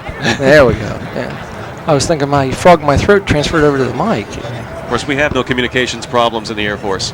Well. Oh, it's a pleasant night here tonight also. You can see the flag now. We had a little breeze early in the game, but very light as we speak. Flagpole out in left center field. Good ball game, too. Game tied at 1-1. Pitching change for Indiana. Tom Willerer taking his warm-ups. As Wright State is able to put their first 2 runners on here in the bottom of the 5th inning. Indiana tied the score at 1-1 after the Raiders dented the plate for the first time in the bottom of the 4th inning, but Indiana on a 2-out hit by third baseman Mark Minor tied it up in the top half of this inning. And Wright State looking to regain the momentum with runners at first and second, and second baseman Matt Bruner stepping back to the plate. I'll tell you, I live down in West Carrollton, Ohio, and there's a lot of Wright State fans in the southern part of town down there, too, that travel north to catch Wright State games. Well, it's easily accessible here, right off of 675, and the highway that they built from 675, 844 it is right behind the center field wall. Well, Willer steps off the rubber and fakes a throw back to second base, where Morris is dancing off the bag. Potential go-ahead run for Wright State. You can see there in your shot. Bruner squares around the bunt, one of the better bunters on the team, and isn't able to get it down, fouls it back. So Willer gets the count advantage at no balls and 1 strike.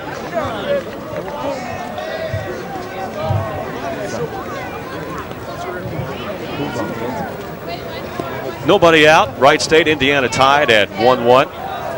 Chris Collins along with Richie Moody in the first of 2 Wright State University broadcasts on Time Warner this spring. Next pitch is fouled back by Bruner.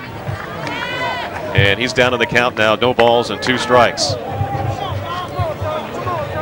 Second place hitter normally gets his bat on the ball.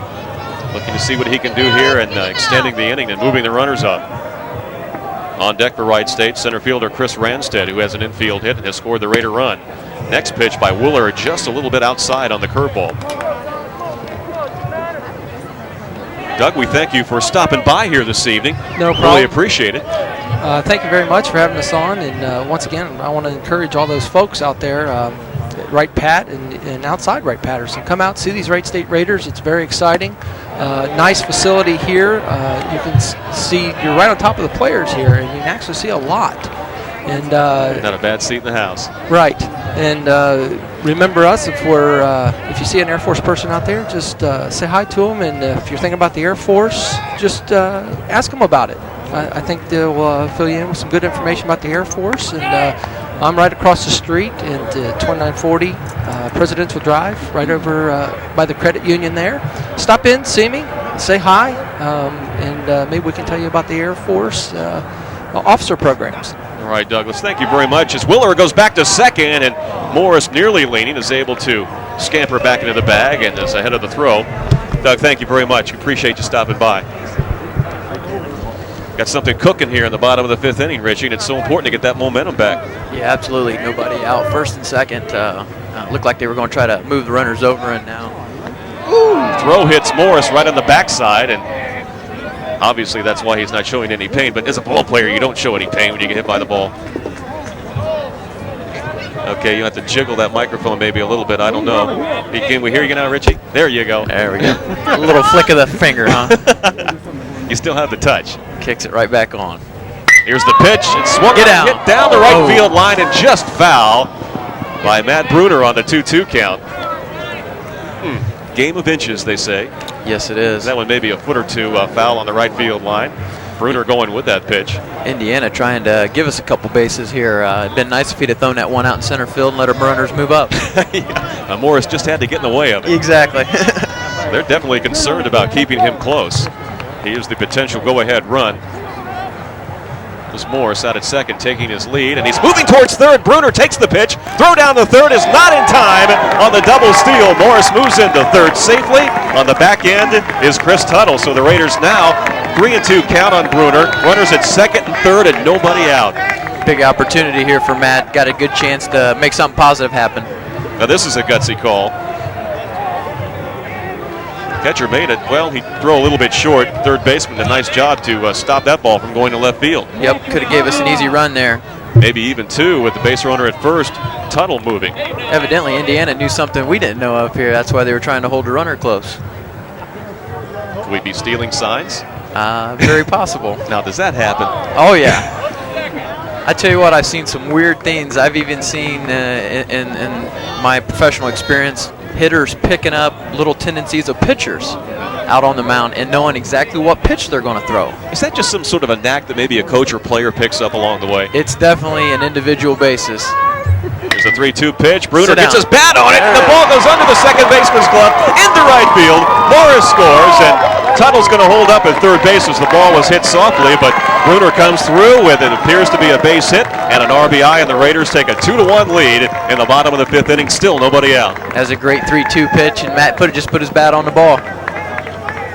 Good opportunity. You can see Bruner right there. You said, Richie, just put his bat on the ball and good things can happen. Exactly. That's the idea when you get 2 strikes. Just put the bat on the ball, make the defense make the plays. Center fielder, number 14.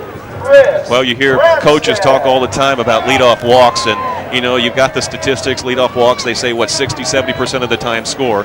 But I think coaches think in their minds it's 100%. It seems like 100%. I've been coaching some local teams around here, and it seems like every time that leadoff guy walks, he scores. There's pitch to Ranston. He drills it, but the second baseman diving to his right makes the play, Klaus. And all the runners are heads up and stay at their stations at first and third. That ball was crushed by Chris. Hit it right on the button. When things even out, he got an infield hit, his last at bat, and this time you can see he hit it right on the nose. Yep. That's baseball. You just got to keep that karma working for you. Make it good karma, and good things will happen to you. Bruner will stay at first base. And Tuttle stationed down at third base now with one out. See Matt Bruner with the RBI, and there's Tuttle. And here comes Josh Hart to the plate. Hart walked in the first inning. And the reason I say that is just for the fact of baseball is about the only game that you can consistently fail at and be a Hall of Famer. You know, you got guys that hit 300 for their career. That means they're getting out 7 out of 10 times and they're Hall of Famers. There's no other sport like it. You know, in the different situations going on in the game, you know, you got the battle between the pitcher and the hitter. You got the fielders jockeying position with the runners out on the baselines. You just wonder what goes. Everybody has something to do on each pitch. Yep. You got 9 people working together against one guy and some base runners, and it's just a competitive situation for everybody involved. And I didn't think we'd get through 9 innings without seeing the old fake the third, throw to first. Oh, yeah. Now, that's worked sometimes. Yeah, not very often anymore. Well, Weller looks in for the sign. Here's the pitch. Swung on, and it's fouled over the Wright State dugout and back beyond the stands here. And the count even now at 1 ball and 1 strike on the Wright State third baseman, Josh Hart. Hart, the Raiders' leading hitter among players who have seen a lot of action here in the first 29 games. Came into this game hitting .330. Coming off a 300-plus season a year ago for the Raiders. A former Panther of Springfield North High School. Not a lot of motion at the plate as he peers out at the delivery from Weller, and it's outside, and Bruner's going to take advantage of the ball getting away from the catcher and move on down to second, and another runner in scoring position. That, in my mind, is a very lost art as a base runner, because once you see that ball, and you can see it from first base, the ball looks like it's going to go in the dirt. Boom, you got to break instantly. You hesitate, then you're going to miss out on taking that extra base. And you hear a lot of coaches too, Richie, maybe a lot of the fans aren't familiar with the term, the secondary lead, and that's so important on that situation. Absolutely. That puts you in the situation where you're on the balls of your feet, you take a couple shuffle steps, and boom, you're there. You're ready to go to second base. Well, the Raiders with 1 run in here in this inning, 1 out, a 2-1 count on Hart. He's got 2 runners in scoring position. Weller taking his time. Here comes the pitch. Swung on. Hart hits it into right field. Right fielder going back St. Clair, and he can't hang on to it. And actually, it works out for Indiana, because if he made the catch in foul territory, the runner from third would have tagged and scored easily. Absolutely. Looks like he just kind of gave up on the ball and let the ball drop. Be interesting to ask him maybe afterwards if he did that on purpose. I don't think he was thinking, so. Yeah, no. But he may say something to you. Yeah. I doubt it. You want to get an out. You don't want to give up outs. And really, at this point, being the bottom of the 5th, you know, you'd still want to take an out for a run in that situation. Runners at second and third. Willerer, right-hander for Indiana. Count is even now, 2-2 on the Wright State cleanup hitter. Setting up outside, the pitch too far outside. It's another full count. Indiana's pitchers all of a sudden falling behind consistently here the last 2 or 3 innings. Nobody warming up in the bullpen. So for right now, Willer, he's the man. The man out there at the center of attraction.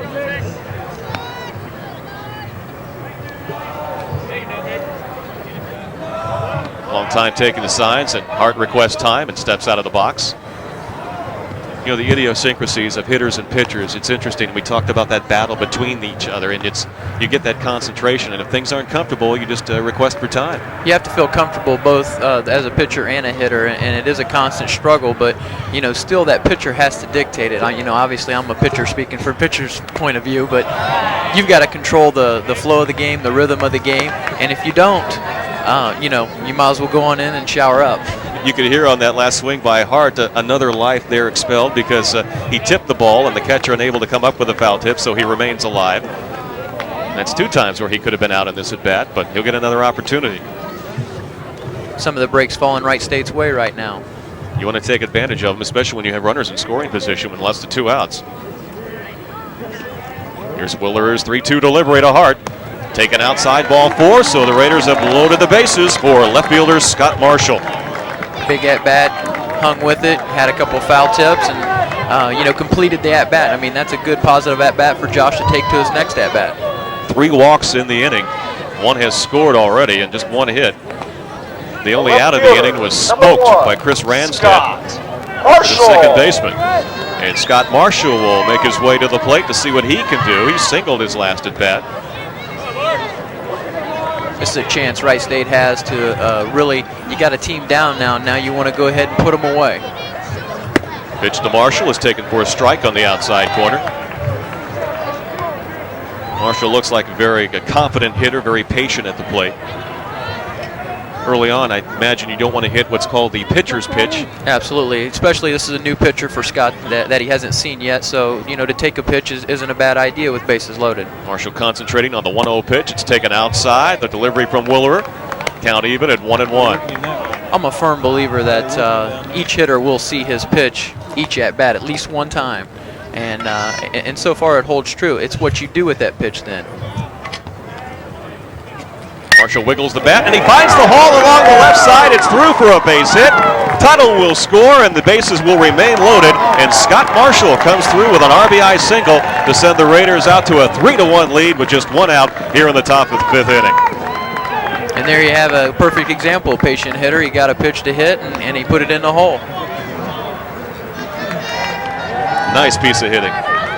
He tried to go that way with that swing.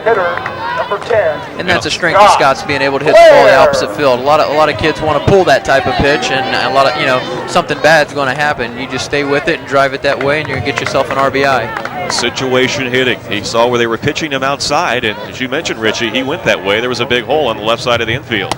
First pitch to Blair swung on a miss as Willerer comes in with a fastball on the first pitch. I like when pitchers get a little aggressive after a base hit like that. Marshall at first, Hart at second. And Bruner at third base now with one out. Off-speed breaking ball is in the dirt. Blair will take it, count even at 1-1. Hard work by the catcher to keep that in front and not allow Wright State to get another run. Raiders with 3 runs on 5 hits have committed 2 errors. The Hoosiers have collected 4 hits and have scored 1 run here in the bottom of the 5th inning. The pace of this game has slowed down just a bit. Next pitch, change up, taken low for ball 2. It's getting a little bit nippier. Yeah, and temperatures expected to drop down into the lower 40s before we're done with this one. Maybe upper 30s even. Maybe the news. It's always not as cold, though, when you're on the winning side. And Blair, good location by the pitcher, Willer, outside as Blair turned on that one. It's a very defensive swing right there. You're in a situation where you got 3-1 and bases loaded. You just got to take a hack, a good aggressive hack at the ball. Now 2-2, bases loaded. Pitch to Blair, taken on the inside corner for strike 3 called. Second time that Blair has gone down on strikes, 0 for 3 in the game, and now with 2 outs, Chris Grimm will step to the plate. He had the Raiders' first RBI, knocking in Chris Ranstead with an RBI single on an infield hit. Just an inning to go in the bottom of the 4th. But we're going to have a pinch hitter stepping to the plate for Wright State. Looks like Nick Shields will now step to the plate. Raiders, number 19, Nick Shields. So Grimm will step down and Shields will come to the plate.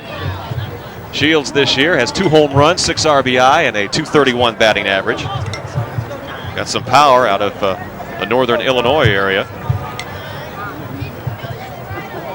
6 home runs, 2 home runs as we mentioned, and 6 RBI. Slugging percentage of .462 with a big right-handed batter, 6'3", 225-pound sophomore catcher out of Rockford, Illinois. Pinch hitting for Chris Grimm here in the bottom of the 5th with the bases loaded and 2 outs. First pitch taken low and inside for a ball. Good idea to pinch hit someone that's got a little pop in their bat right here in the situation. Try to go ahead and score a couple more runs. Assistant coach and first base coach Dan Batsler told me before the season, he said this kid is going to really be a good one, he thinks, as far as his power numbers are concerned. Before he's through at Wright State, big, strong right-handed hitter. Hits the ball off the end of the bat towards the shortstop. He bobbles it, but he's able to pick it up and force the runner at second base. But a productive bottom of the 5th inning for the Raiders as they take a 3-1 lead as we move to Oklahoma State University before being drafted by the Texas Rangers and play AAA with Oklahoma City. You can see those lights out there. What a beautiful shot from our Time Warner crew here tonight. See off in the distance the city of Fairborn. And Indiana, which thought they had the momentum on their side after tying the game in the top of the 5th. See, Wright State scored 2 runs on those 2 leadoff walks. And the Raiders now have taken a 3-1 lead as we move to the top of the 6th inning. Real important for Casey to establish first pitch strikes here and throw a 0 up right now, because the most important inning after you put a big number up is this next inning. So let's see what happens. Blake St. Clair, the right fielder for Indiana, takes the first pitch. Outside for a ball. St. Clair is lined out to second base into a double play and also grounded out. He takes the next pitch for a strike, and appears to me that Sanford has a little more giddy up on that fastball. That's good to see Casey establishing that fastball and going out and challenging him with a 2-run lead, because he's got to establish strikes right now. Sanford rocks into his windup. Next pitch taken off the outside corner for a ball. He seems to be throwing with a little more confidence. I know it's only 3 pitches here in this inning, but maybe the runs have something to do with it. Absolutely, and the way he got out of the last inning, you know, I mean, it's going to just keep building confidence each time. And as soon as I say that, he lets fly with an outside for 3-1 count. What you don't want to do is walk the leadoff hitter after gaining the lead in the bottom half of the previous inning. No, the Wright State needs to throw 0 right here. Like he just tried to aim that ball down the middle of the plate, but was a little high with it. So St. Clair is the leadoff hitter, and he picks up the walk and moves down to first base. And first baseman Vasilis Spanos to the plate. Even though he had a leadoff walk, he's still got to think that he's 1 pitch away from getting 2 outs here. And you know, a double play ball is your best friend right now. And the Raiders have, I want to say, turned a couple of double plays. They were both on line drives where they've caught the runner out to dry at first base. I'd like to see a little old-fashioned double play here myself. 6-4-3, but Spanos pops it up a mile high, and the shortstop Morris bounces out towards short left field and calls for it, and he'll take it for the first out here in the top of the 6th. Or a nice easy pop-up would do. Would you like that as a pitcher when you see him sky straight up? Especially on a first pitch, you know. He had a chance where I can't believe a hitter would get up there after watching a pitcher throw 4 straight balls and swing at a first pitch. Maybe Spanos will hear that as he heads back to the dugout for Indiana. Being the 4th place hitter, you would think maybe he's just a little anxious there. And Sanford's pitch, good location as he gets Sadler to reach for it, the designated hitter, and just foul it back behind the plate for strike 1. Even though he is the 4th place hitter, that's where you've just got to show a little self-discipline and you know, for the team's sake more than anything, to try to get, you know, another runner on base to get the winning run at the plate. Next pitch, Sanford comes a little inside and just misses, evens the count at 1-1, but that's good for pitchers to work that inside corner. You want that guy leaning over the plate on that first swing, he was halfway over the dish. Yep.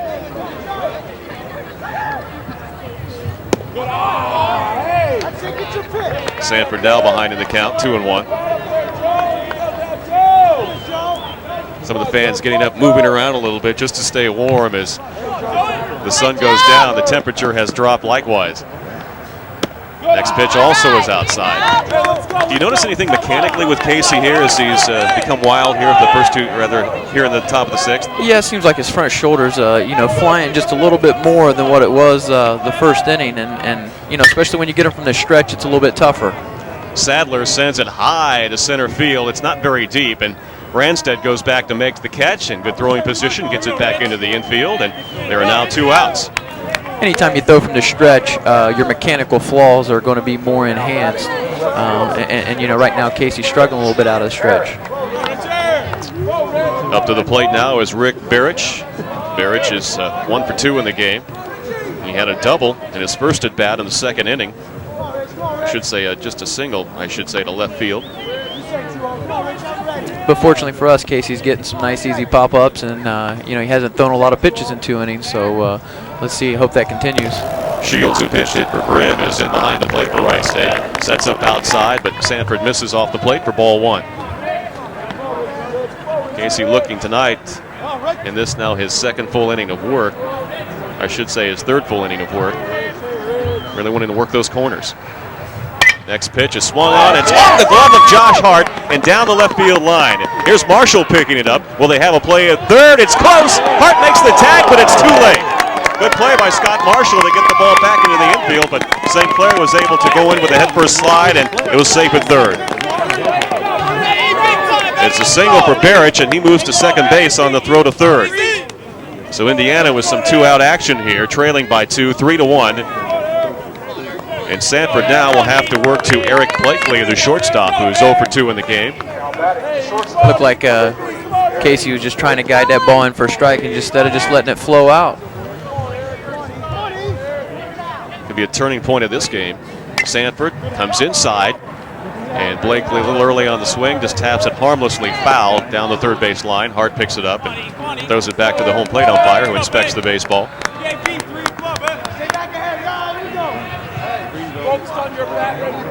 Big situation for Casey here. He's got a chance with 2 outs. He's just got to, stay positive here and continue to work hard and keep the ball down and try to get another easy ground ball or easy pop-up. Richie, they say there are 2, 3, maybe 4 times in a game that could be turning points, and this apparently one of them. The ball is hit on a line. Marshall going back, looking up, and he makes the catch. No, he can't hold on to it in front of the warning track. It looked like he got there in time, but is unable to put it in the glove, and looks like it's going to be an error, and that's 2 runs, and that ties the game at 3 apiece here in the top of the 6th inning. That would have been a huge out right there to get out of the inning with the 0. Like I said at the beginning of the inning, the biggest inning after you score 2 runs is this next inning. See if we get a chance to see this as Marshall goes back. I don't know if he lost that maybe in the lights or whatever, but he looked very defensive going for the ball. Yeah, he kind of pulled back a little bit there. Well, they're going to go ahead and give him an error on that. 2 unearned runs. And I don't know, looks like maybe we'll have a pinch hitter for Indiana, as Blakely now stationed out at second base with the potential go-ahead run. Well, Raiders take the lead. Indiana bounce back. Wright State takes the lead again. Indiana has bounced back again after we go scoreless in the first 3.5 innings of play. Well, coming out of the dugout for the Indiana University Hoosiers, it's like Michael Woodside, 21. He's a .357 hitter. Has not yet hit a home run this year with 4 RBIs. This is just his 15th at bat and only his 14th appearance of the season. He started 2 games for the Hoosiers. Woodside in a potential scoring position here for Indiana, looking to take their first lead of the game.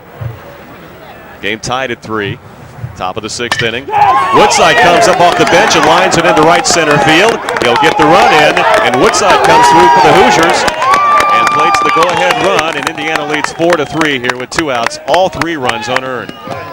Yeah, it looks like Big Mo got on Indiana's side here and jumped on, and they got a 3 spot now. Woodside batting for the catcher O'Brien. Got a pitch to his liking, and he drilled it straight up the middle for a base hit. Went straight with the pitch. It's tough being a pitch hitter, especially on a cold night like this. Yeah, it didn't look like it bothered him too much. Not much at all. Yeah, you want to go up there hacking. Yeah. Mark Miner, third baseman, had the first RBI of the game. Got a pinch runner for Indiana. So we can get hits number 13. It's Michael Browdy. Michael Browdy now running for Woodside. He was congratulated by his teammates as he makes his way back to the third base dugout. Casey Sanford peering in for the side. And waiting on Miner to step into the batter's box.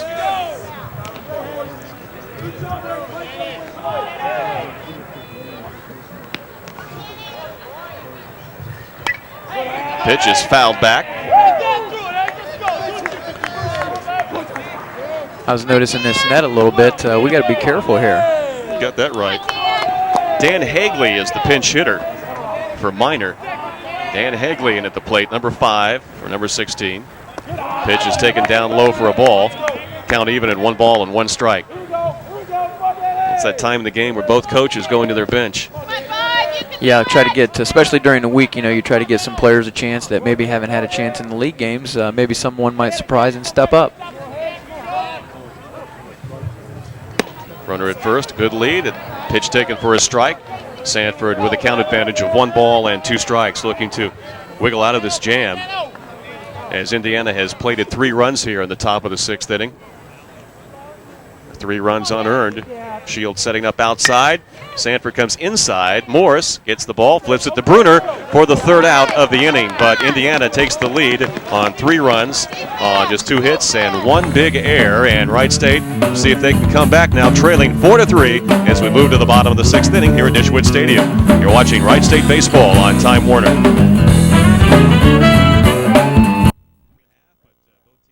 Some runs here in the last couple of innings, and Indiana, fortunate, gets 3 unearned runs in the top of the 6th, have taken that 4-3 lead. It's been a real good Division I college baseball game thus far. You can see the dugout. And you talked about Big Mo before, momentum, and kind of wonder what's going through the minds of this young Raider team after having taken the 3-1 lead. And on the air, they now trail by a run, but still a lot of time left here. Just the bottom of the 6th inning. A first baseman. I think I'm just waiting for someone to, step up and throw a 0 here. We've had runs in each of the last 2 innings, and one of the teams is going to have to step up and just throw a 0 because that's the most important inning. And I've said it time and time again, but it is. Jason Krinsky takes the first pitch for a ball. Nope. Will they change it to a strike? Nope. That's 2-0 apparently. No, it's 0-1. Okay, we'll get it straight. Umpire a little late call on that, but Krinsky is down a strike. Willer is still out there on the mound.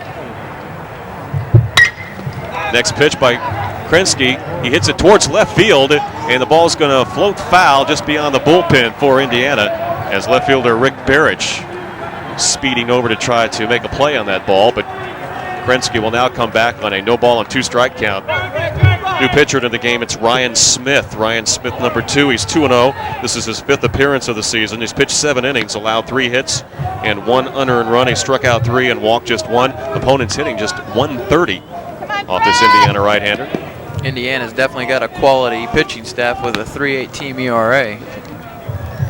Next pitch, handcuffs Krinsky, and he goes down swinging for strike 3. A little fooled on that pitch. Just a nice pitch by the pitcher, Ryan Smith. Krinsky down, and shortstop Jim Morris will come up to the plate. Morris led off that scoring inning in the 5th inning for Wright State with a walk. Later scored on the base hit to right field by Matt Bruner. First pitch taken outside for ball 1. Smith has, would you say, one of those kind of a short arm delivery? Yeah, he does. Takes the ball out nice, and that's the most important thing. Takes it down out of that glove, and he gets on top of it. And, obviously he's keeping the ball down, getting ground balls. So, anytime you're in a situation where you can keep the ball down and make the ball move for you, you're in a good pitching situation. Morris made good contact, but he was out in front of that pitch. Count even at 1-1. Next pitch, a breaking ball outside. So Morris now with a 2-1 count advantage. 9th place hitter for the Raiders. 0 for 1, as we mentioned, scored a run in the last inning. Chris Tuttle, the right fielder, on deck. Next pitch, good pitch location, down and away, and Morris unable to make contact. Count is even up at 2-2. That's why it's so important to keep the ball down. It makes the hitter, see that ball down, and if he swings, it's going to be a tough pitch for him to hit. Out of the line, here's the 2-2 delivery, taken way outside for ball 3. Try to get a little extra on that one. I was going to say he's going to muscle that one up there. Yeah. Usually that's what happens when you try to muscle it. Try to squeeze the ball too hard, or maybe you just get your body out in front. Yep. And Morris shows good patience, and we'll get a 1-out walk. I tell you, these lights aren't bad, are they, Richie? They're beautiful. This is top-notch, big league right here. I was going to ask you how they compared. I know you played at the AAA level and also Division I college baseball. Well, as far as I'm concerned, in the minors, they're second to none. Looking forward to seeing the Dayton Dragons lights. Yeah, once they get that ballpark finish, I understand it's going to be state-of-the-art. Dayton baseball fans hungry for baseball, and we've got it here at the Division I level and also at the minor league level. Yeah, there's not going to be a lack of it anymore, and that's good because there's a lot of kids around this area that deserve a chance, and hopefully this is going to promote the baseball around here, and they're going to get a chance to move on to the next level. That's interesting you mentioned that, Richie, as the count is 1-0 on Tuttle. A lot of kids, maybe in the last few years, maybe opting for other sports because of baseball and the problems they had in the mid-90s. Morris on a delayed steal is going to be caught and gunned down by the catcher.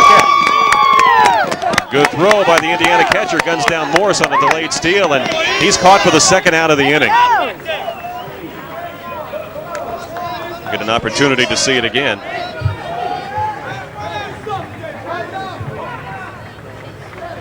Looks like that might have been a hit and run the way he looked back about halfway there. Don't have a name to go along with our new catcher in there, number 30, so bear with us and we'll try to get that in between innings. Don't have him listed on the roster, but we'll go ahead and check that. Count is now 2-1 with 2 outs now, and Tuttle at the plate takes strike 3 on the outside corner. Good location by Smith on that pitch. Strike 2. Thank you to Bob back in the truck. It's my first game, Bob. Give me a break. Second pitch is swung on and dribbled up the middle. Second baseman is there to pick it off and makes the quick throw to first. And the Hoosiers put the Raiders down 1-2-3. No runs, no hits, nobody left on base as we move to the top of the 7th inning, and Indiana on top by a run. You're listening, either you're watching Wright State University baseball on Time Warner.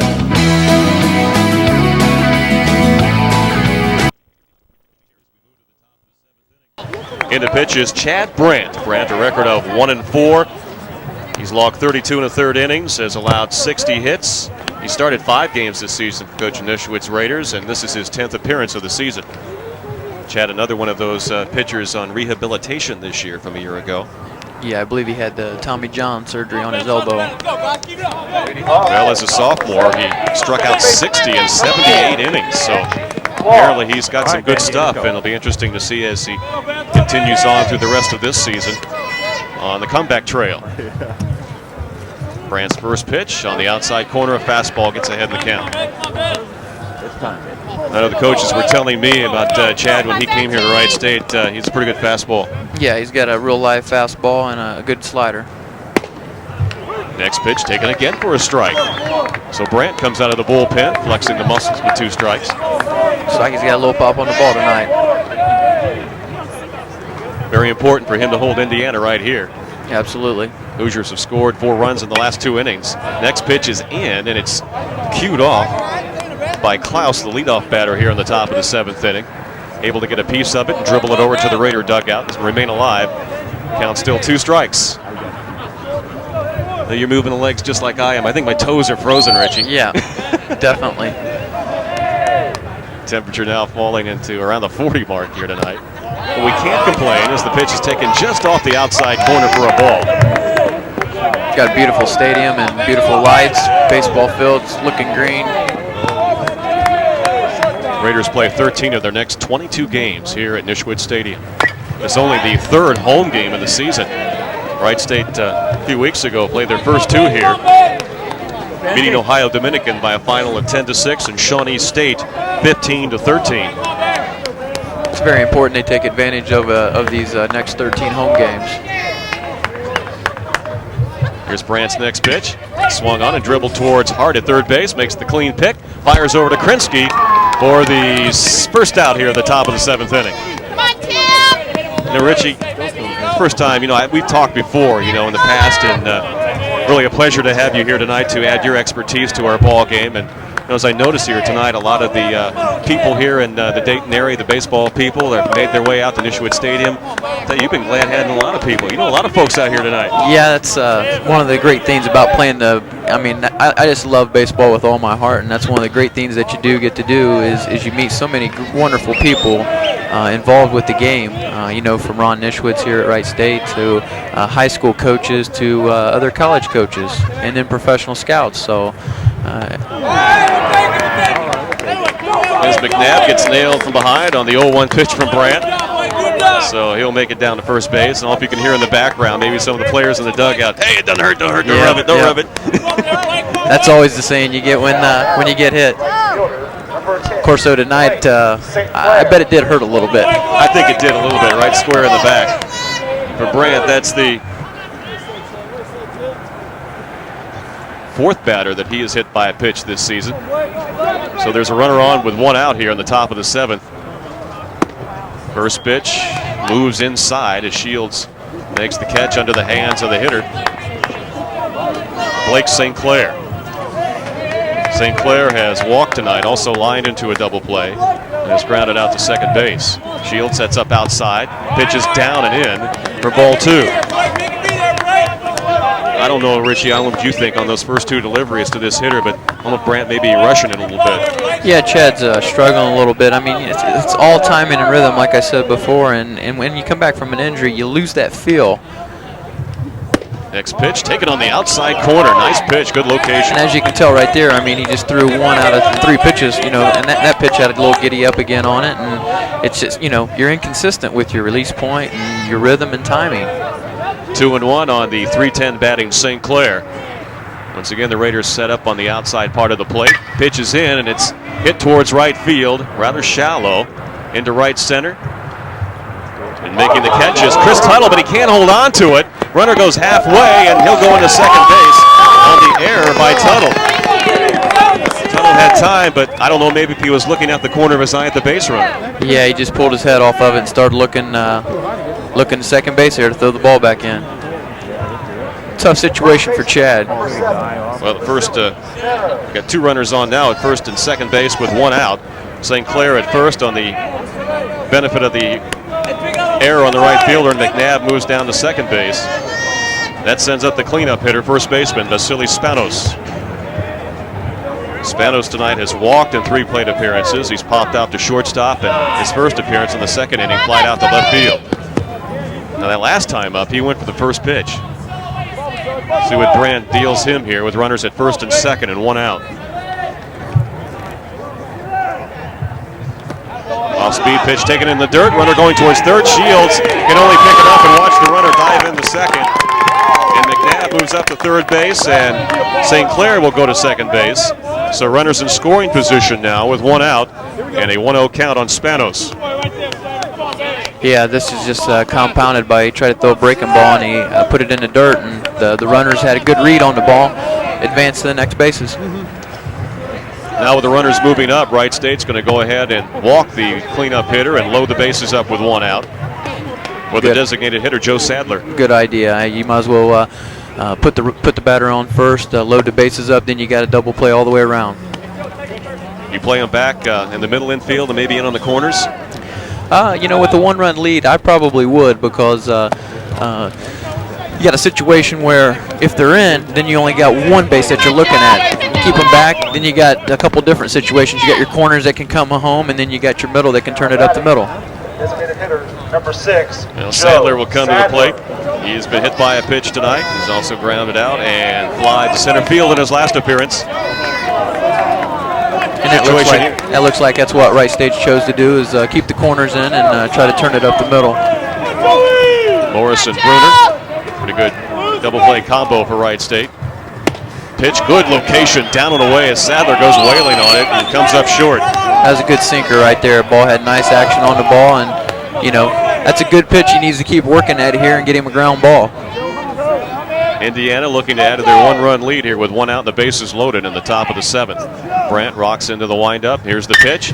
Swung on, hit up the middle, and past Morris into center field. In to score is McNabb. Third base coach sending St. Clair played. He will score, and Sadler will move down to second base on the throw, and Indiana has scored 2 more to open up the lead to 6-3 here in the top of the 7th inning. Looked like that pitch was in, but Sadler had enough strength to be able to find the hole up the middle. He got it up a little bit. Instead of that 2-seamer moving down and away again, it kind of stayed right there and stayed flat in the middle part of the plate, and Sadler put it up the middle. Left fielder Rick Birich to the plate. No activity in the Wright State bullpen. His pitching staff depleted with injuries this season and players coming back from injuries. So Brandt is out there, and fortunately that error coming back to haunt him at this point earlier in the inning. Raiders have committed 4 miscues in the field. Here's the first pitch to the batter, Birich. It's taken high for a ball, or I should say it's a strike. Apparently letter high, so Brandt is able to get ahead of the hitter here. With just 1 out, runners at second and third. Birich 2 for 3 in the game. A .370 batting average, one home run and 20 RBI. Takes a whack at that ball that was up in the strike zone, but it was away from him and comes up short. It's now no balls and 2 strikes. He's got ahead of him here now. He needs it's a big strikeout right here. Needs to go right at him. What could Shields be talking about right now? I don't know, maybe changing the signs? Yeah, possibly the runner on second base might be trying to tip off a sign to the hitter. But mainly, you know, maybe just to set up the game plan. You know, what do we want to do? What's the pitch that you feel most comfortable with here? Because you need a strikeout. This is a strikeout situation. So important the catcher and pitcher communicate on every pitch. Wright State with the infield in. Pitch, breaking ball just off the outside corner. Nice pitch by Brandt. Good breaking ball. Barrich wasn't biting. 1 ball, 2 strike count. Indiana with 2 more runs here in the 7th inning. They've increased their lead to 3 now. It's 6-3. Shields sets up on the corner outside. Brandt with a delivery. Oh, I thought maybe he may have hit the corner, but the umpire sees it otherwise, and the count even at 2. Looked like a 1-2 changeup, trying to mix things up a little bit, I guess. You know, a situation like that, I don't know if I'd want to get beat with my third best pitch, though. Here's the 2-2 pitch out of the wind. Brandt to Barrich. And he misses high and away, so it's a full count. Sacks are jammed. Runners on every base, and Barrich looking for a fastball. Down at third is Spanos. Sadler at second, should say runners at second and third. Here's the full count pitch. Taken for strike 3 on the inside corner, so Brandt comes back to register the strikeout and get a big second out. Great job. So there's 2 outs in the inning now, and shortstop Eric Blakely will step to the plate. Singled in his last at bat. He's 1 for 2 officially. Also had a sacrifice bunt back in the 5th inning. Big pitch for Chad. Hopefully that'll build a little confidence for him now.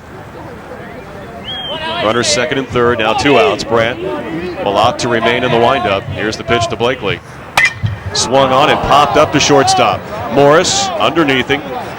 And he'll have the ball nestle into his glove, and Wright State picks up the 3rd out of the top of the 7th inning, but not after Indiana scores 2 more to take a 6-3 lead as we move to the bottom of the 7th inning. You're watching Wright State baseball on Time. Importantly, looking to get back into the ball game, only trailing by 3 with 2.5 innings remaining, and to start off here in the bottom of the 7th inning, the number 2 hitter, Matt Bruner. Bruner, an RBI single, his last at bat. 1 for 3 tonight. Swings at the first pitch and pops it foul and out of play behind the Raider dugout beyond the first baseline. Brian Smith in his 2nd inning of work. Fairly impressive in that 1st inning, last inning. Very important. Wright State here tries not to get it all back in 1 inning. You know, let's get 1 base at a time. Bruner down 1 ball and 1 strike. Smith sends it in. It's hit off the inside. It looks like it may drop, but it'll hold up for the right fielder, St. Clair, who comes in to make the catch. And Bruner the first out here in the 7th inning for Wright State. Chris Ranstead now. He has 1 hit in the game and also has walked, but the 1 out he made in the 5th inning was a laser beam. Hit a shot, a line drive to the second baseman, who picked it off the dirt. Klaus made a nice play on that ball.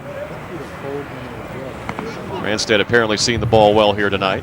Takes the first pitch on the outside corner for a strike. I don't think Chris was real happy about that call. No.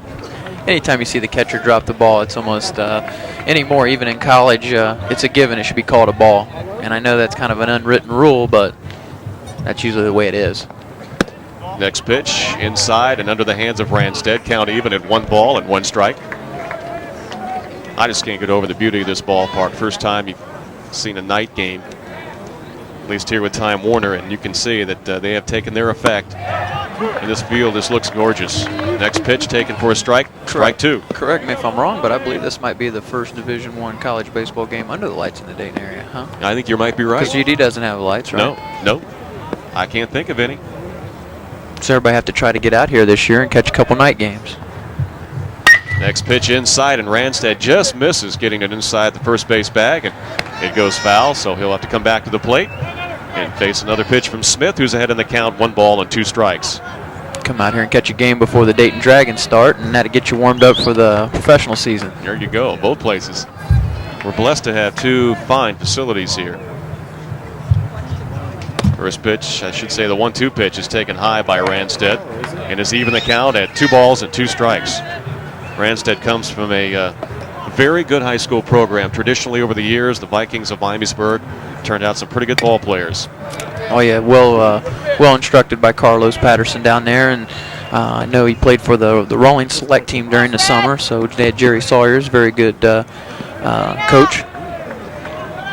You know, you think about all the fine talent that's here out of the Dayton area. You know, a lot of ball players come from California, you know, Florida, the warm weather areas. But, you know, you look at some of the rosters, and they're dotted with a lot of players from Ohio, Michigan, for a lot of major league teams. As Ranstead goes the other way, and it's going to elude the left fielder and fall fair down the left field line of Ranstead. Doesn't break stride, and he'll go into second base with a 1-out double. Good piece of hitting there. Went with the pitch, drove it down the left field line, got him a double.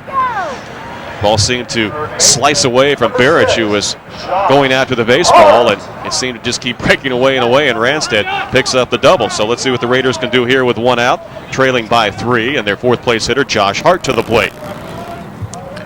Good chance for him to, what we used to like to say, is trade places with him here. Hart tonight 0 for 1. 330 average coming into the game here tonight. He's walked twice.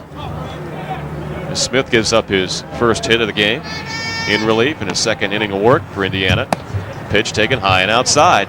For the most part, Smith, who you said appears to be a sinker ball guy who likes to keep it down, has been high here to the last 2 batters. Yeah, and that's a good sign for Wright State. It's a good chance when he keeps the ball up for them to get a pitch to hit and drive it somewhere. Left-hander warming up for Indiana down in the bullpen. Looks like Matt Rice getting ready for the Hoosiers as Smith misses on the next delivery. Count now 2 balls and no strikes. Speaking of a lot of talent, you said from on other teams from Ohio area, I was checking out Indiana's roster, and there's quite a few kids from this area. Of course, Wright State very proud of one of their ball players, Brian Anderson, who's had a great professional career thus far with the Arizona Diamondbacks, just signing a brand new contract during the offseason. Yeah, he's did really well in professional baseball. You know, moved up the ladder real quick, and he's performed excellently, like we all saw when he pitched for Cleveland that year when they went to the World Series. Another left-hander, kind of like you, right? Oh yeah. What is it with these left-handers? Hey, there's few of us. We got to stick together.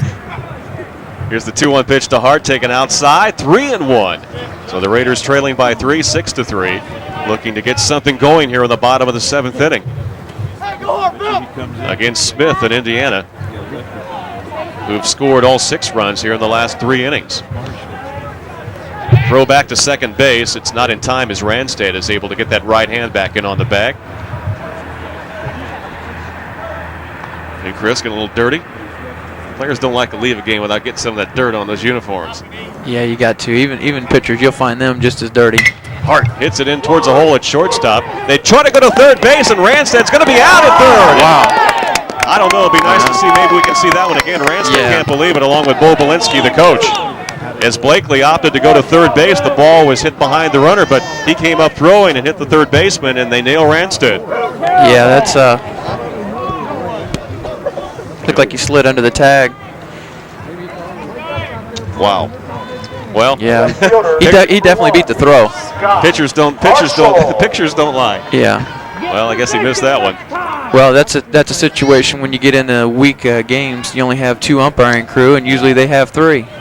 Yeah, and positioning has a lot to do with it. If you had an umpire at third base, he's right in on that play, and he can see it. That's right, where he would have been, too. Well, that's a big second out.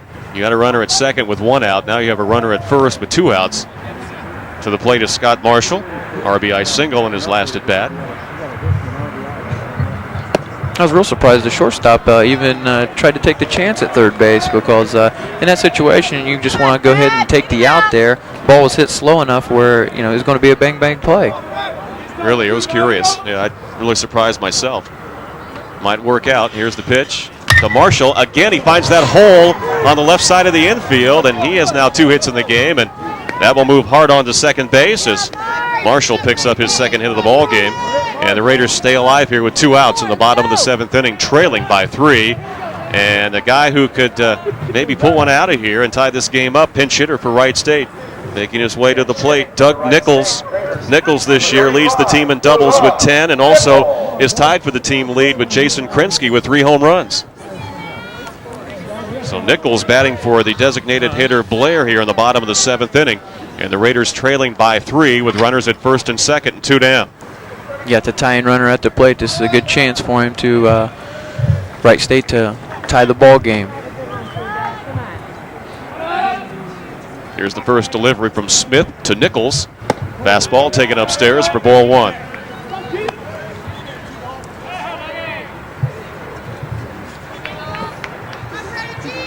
See Hart at second base.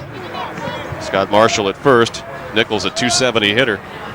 In 89 plate appearances thus far this season. Ahead in the count 1-0 and takes the second pitch for ball 2. He's got those big 3 home runs. Situation like this is 2-0. Got to be looking for something you can drive.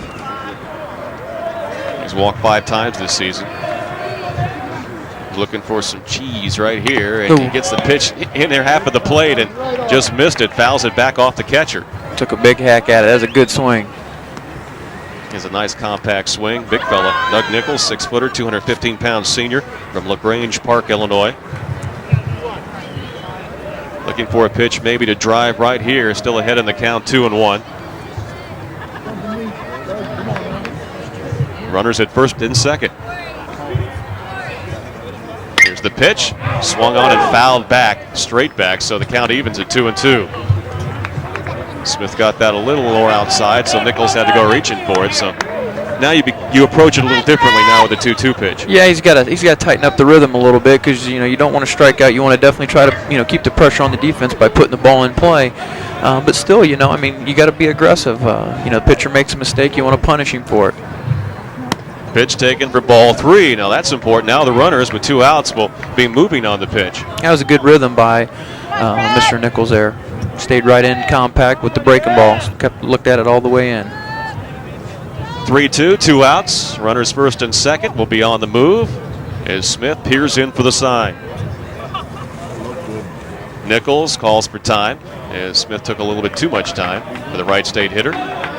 Nichols, his first plate appearance, pinch hitting here in the bottom of the 7th inning for Scott Blair. Runners take off with 2 outs. Pitch is a half swing, but the umpire says he went too far, and Smith comes up with a big strikeout to end the bottom of the 7th inning. We'll move to the top of the 8th with the score: Indiana 6, Wright State 3. You're watching Time Warner Sports presentation of Wright State University baseball.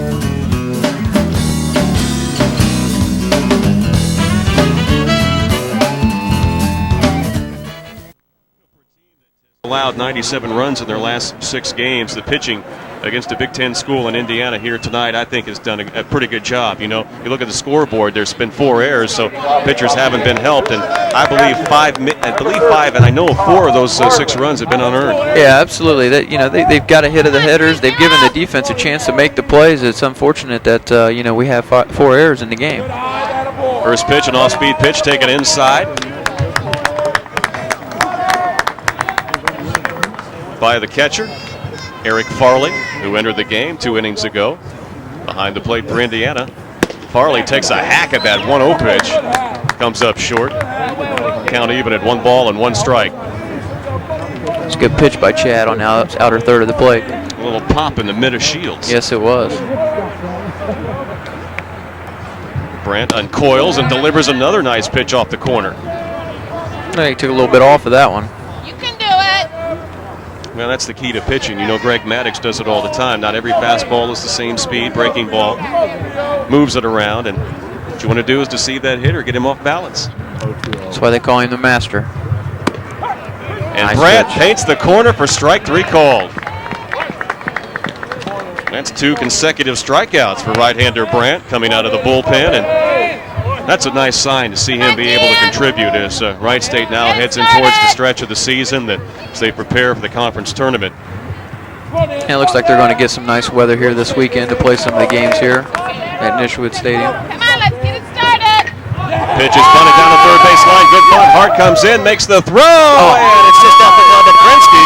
Bruner will back up, but the runner will move on down. That's Minor down to second base on the hit and error, the 5th error of the game for Wright State. So it's a bunt hit for Minor, as he's now at second base with one out.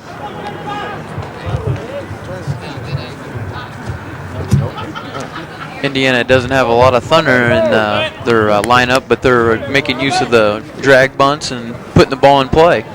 Yeah, they've dropped 3 down that third base line here tonight. Come on, Benji. Hard play behind the bag. The runner Minor getting a lead. Here's the pitch to the leadoff hitter, Klaus. First pitch is bunted out in front of the plate, bounces behind the catcher Shields for strike 1. You know, the bunt, as we mentioned earlier, a lost art, but it puts a lot of pressure on the defense. Yes, it does. Makes you, shift your infielders around, and you still have to make the plays. And unfortunately for Wright State tonight, they haven't made the plays. And each situation is different. You got to know the outs. You got to know which base you're going to cover, and that's the beauty of baseball. That's something that you work on continuously in practice. Repetition, practice, practice, practice. Breaking ball blocked by Shields. It's now a 1-ball, 1-strike count on the hitter, Kurt Klaus. Leadoff hitter is 0 for 4 tonight. He did hit the ball hard in the top of the third inning, lined out to Hart at third base. Josh picked it up off the grass. Brandt looking back, waiting for shortstop Morris to get in position, and unlike the earlier pitcher Adi for Indiana, he steps off because his shortstop's out of position. Yeah, it's a nice job. I mean, anytime you're looking at your shortstop back there that long, go ahead and step off. Regain your concentration and composure. Brandt misses with a fastball now, trails in the count, 2 balls and 1 strike. One of the Indiana players up along the rail of the dugout on the third base side. Chad just needs to just worry about getting a hitter right here with 1 out. We'll take an out for a base right now at this point. Klaus has 2 home runs on the season, and not particularly to his liking. Brandt taking a little too long with the signs with Shields, as they obviously going through a sequence right now with the runner at second base. Yeah, looks like they're getting a little crossed up on what they want to do with this particular hitter. Morris jockeying in behind the runner. Now Bruner comes over, and Brandt steps off and takes a throw back to keep the runner close at second base. Might be paying a little bit too much attention to the runner here instead of putting your focus on the hitter. Here's the pitch taken for a strike on the outside corner. Good pitch. Brandt's painted that corner here in this inning. Changing speeds very well this inning. Just shows you that bunt can just disrupt things, and looked like he was getting into a pretty good rhythm. I think he's still in a pretty good rhythm right now. He just he needs to just get this hitter out right now and complete the inning. Pitch is inside, good pitch, in on his hands. Bruner makes the pickup, fires to first, and Krensky makes the pick, and they get the second out of the inning. Has great rhythm, did an outstanding job throwing the fastball in on his hands, and he got an easy ground ball out. Center fielder Tim McNabb to the plate. McNabb hit by a pitch his last time, scored a run in the 7th inning, as Indiana opened that 1-run lead to a now, as it stands, a 3-run lead, 6-3.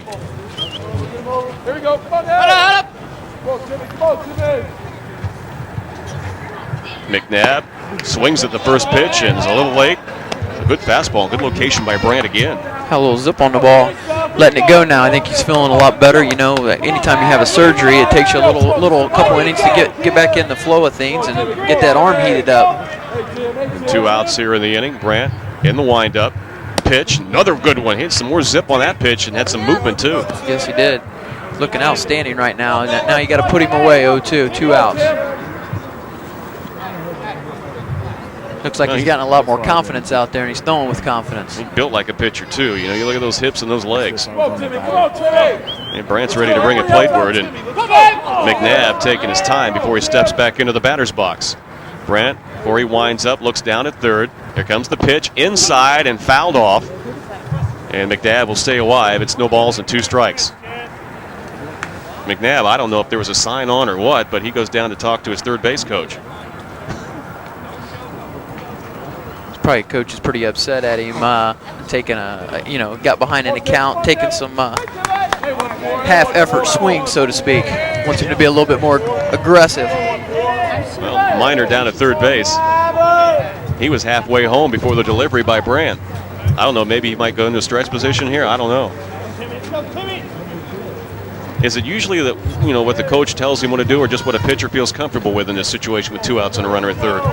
It depends a lot on the coach. As you just said, he's going from the stretch now. I like to see the pitcher throw from the stretch with the run on third. It just eliminates that chance of trying to let the guy steal home. Here comes the 0-2 pitch, fastball up and away. And some pop, but McNabb wouldn't go for it, so it's now 1-2 with 2 outs. Much better discipline shown by the hitter there. Brandt, stretch, pauses, There you go. comes plateward and has him off stride, and all he can do is look at it, McNabb, and he strikes out looking. And the second strikeout of the inning for Chad Brandt. The Raiders will come back to the dugout as we move to the bottom of the 8th inning. And get his name off the roster over there. Have it right here. He was warming up in the last inning. That's Matt Rice. Matt Rice, a local player from Centerville, Ohio. Left-hander. Paid for Coach Engel K with the Elks. The catcher, number 19, Nick. And Nick Shields will lead off the bottom of the 8th inning for Wright State. Rice this season, this is his 9th appearance. He started 3 games for Indiana. He has a 5.21 earned run average. In 19 innings of work, he's allowed 20 hits and 11 earned runs. Here's the first pitch to Shields from the left-hander Rice. Off the outside corner for strike 1 call. 18 strikeouts, and he's walked 9 hitters, a 2-to-1 ratio, and not bad. That's real good for college. Next pitch taken for a ball. When you look at that, Rice has a strike, just about a strikeout every inning, so he must have some pretty good stuff. Yeah, it looks like he's got a nice little run. He's typical lefty. That's why. Got a nice curveball right there, yeah. You're a little prejudiced, aren't you? A little bit. I told you we got to stick together. There's some fraternity out there, left-handers. Well, Rice peering in for his sign. Let's see what he opts to go to on the 1-2 count. Curveball, hangs it out over the plate, and Shields takes care of it and passes it right by his ear for a base hit. Yeah, you better get that glove up a little bit quicker. Shields showing his strength right there, just reached out and lined the ball up the middle for a base hit. Shields entered the game in the 5th inning. Get a chance to see that last hit by Shields, and you see Rice kind of reaching for the ball. Buckled his knees a little bit. That's what happens when you hang those curveballs. And it comes off those aluminum bats too. Ting. Yep. Looks like we got a pinch hitter for Wright State. Looks like Andrew Theotto, number 18, will make his way plateward. Pinch hitting for the Raiders. Andrew early in the season coming back from a ankle injury. Has only had 10 at-bats this year. He has scored 2 runs, is knocked in 2, and has yet to get a base hit. Raiders counting on Andrew this season, but as we said, unfortunately injured early on and playing his way back into shape. Raiders with a leadoff runner on here in the bottom of the 8th inning. Shields with a base hit, and Theotto pinch hitting for Jason Krensky takes the first pitch for a strike.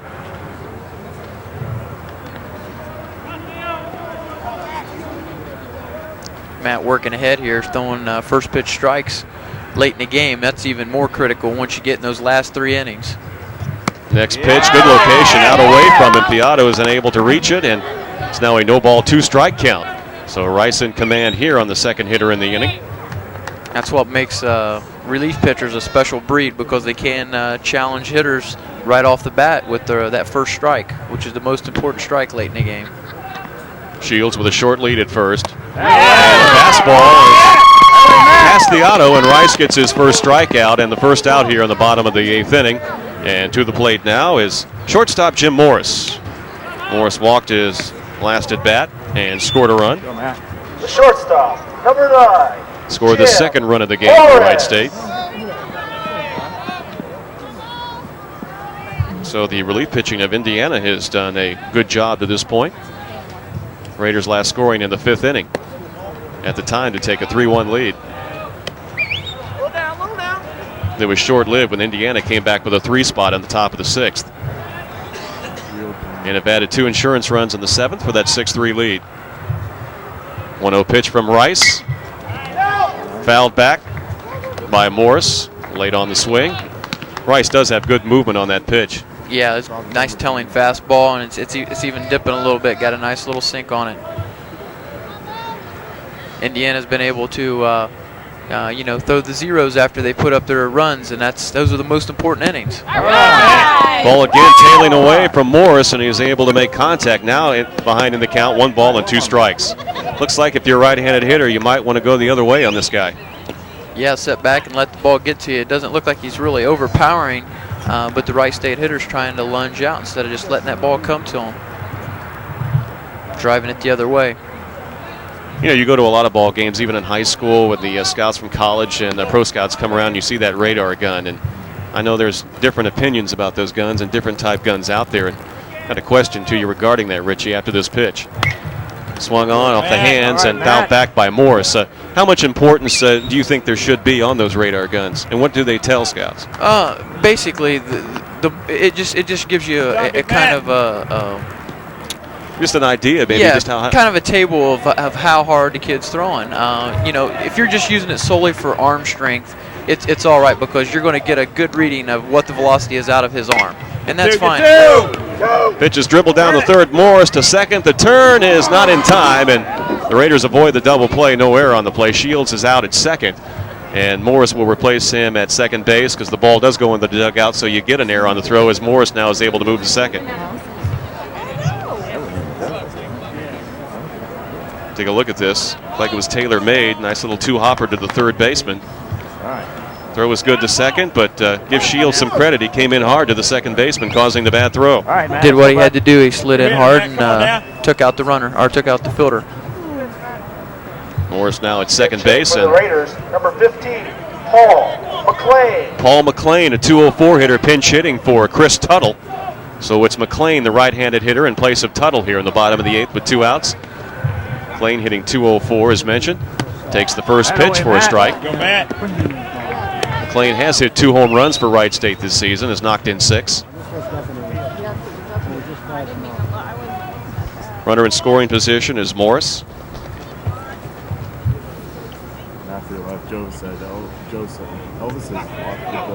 McLean with 54 at bats for Wright State. Rice throws it back to second and nearly gets Morris on the helmet. Back to that radar gun situation, though, the problem happens with scouts is when they think that can determine whether the kid can pitch or not. You look at the great pitchers in the game today, Maddox, he throws the ball about 88, 87, but he's a tremendous pitcher. He knows how to change speeds. Tom Glavine, that whole staff, they know how to pitch. And when they start basing, he's only throwing the ball 82 when it's across the plate, that doesn't determine whether the kid can pitch. And that doesn't determine, what the kid's heart is, and a lot of pitching comes from heart. It's hard to find guys who can throw strikes consistently anymore. Absolutely. Rice's pitch, good pitch on the outside corner. It's fouled off by McLean. It's now even up at 1 ball and 1 strike. Chris Collins along with Richie Moody. It's Wright State baseball on Time Warner. Hope you're enjoying our game here tonight. We were scoreless for the first 3.5 innings, and middle innings, productive ones for both teams. And Wright State on the short end of a 6-3 score. Raiders have committed 5 errors in the game, only 1 for the Indiana Hoosiers. And that seems to be the storyline in this one. Next pitch. Taken for a ball, and that was close. That was real close. Too close to be taken. 2 balls and 1 strike. On deck for Wright State, second baseman Matt Bruner. As pinch hitter McLean looks at the 2-1 pitch from Matt Rice. Swung on and fouled straight back. Finish him on, Pat. It's like Rice maybe got away with one. That was had too much plate and it was up in the strike zone. So we have to get a ball thrown in from the side. Come on now. All right, let's go. Still quite a few of the faithful left here tonight. It's very cold out there right now. Real nice crowd still hanging around this evening.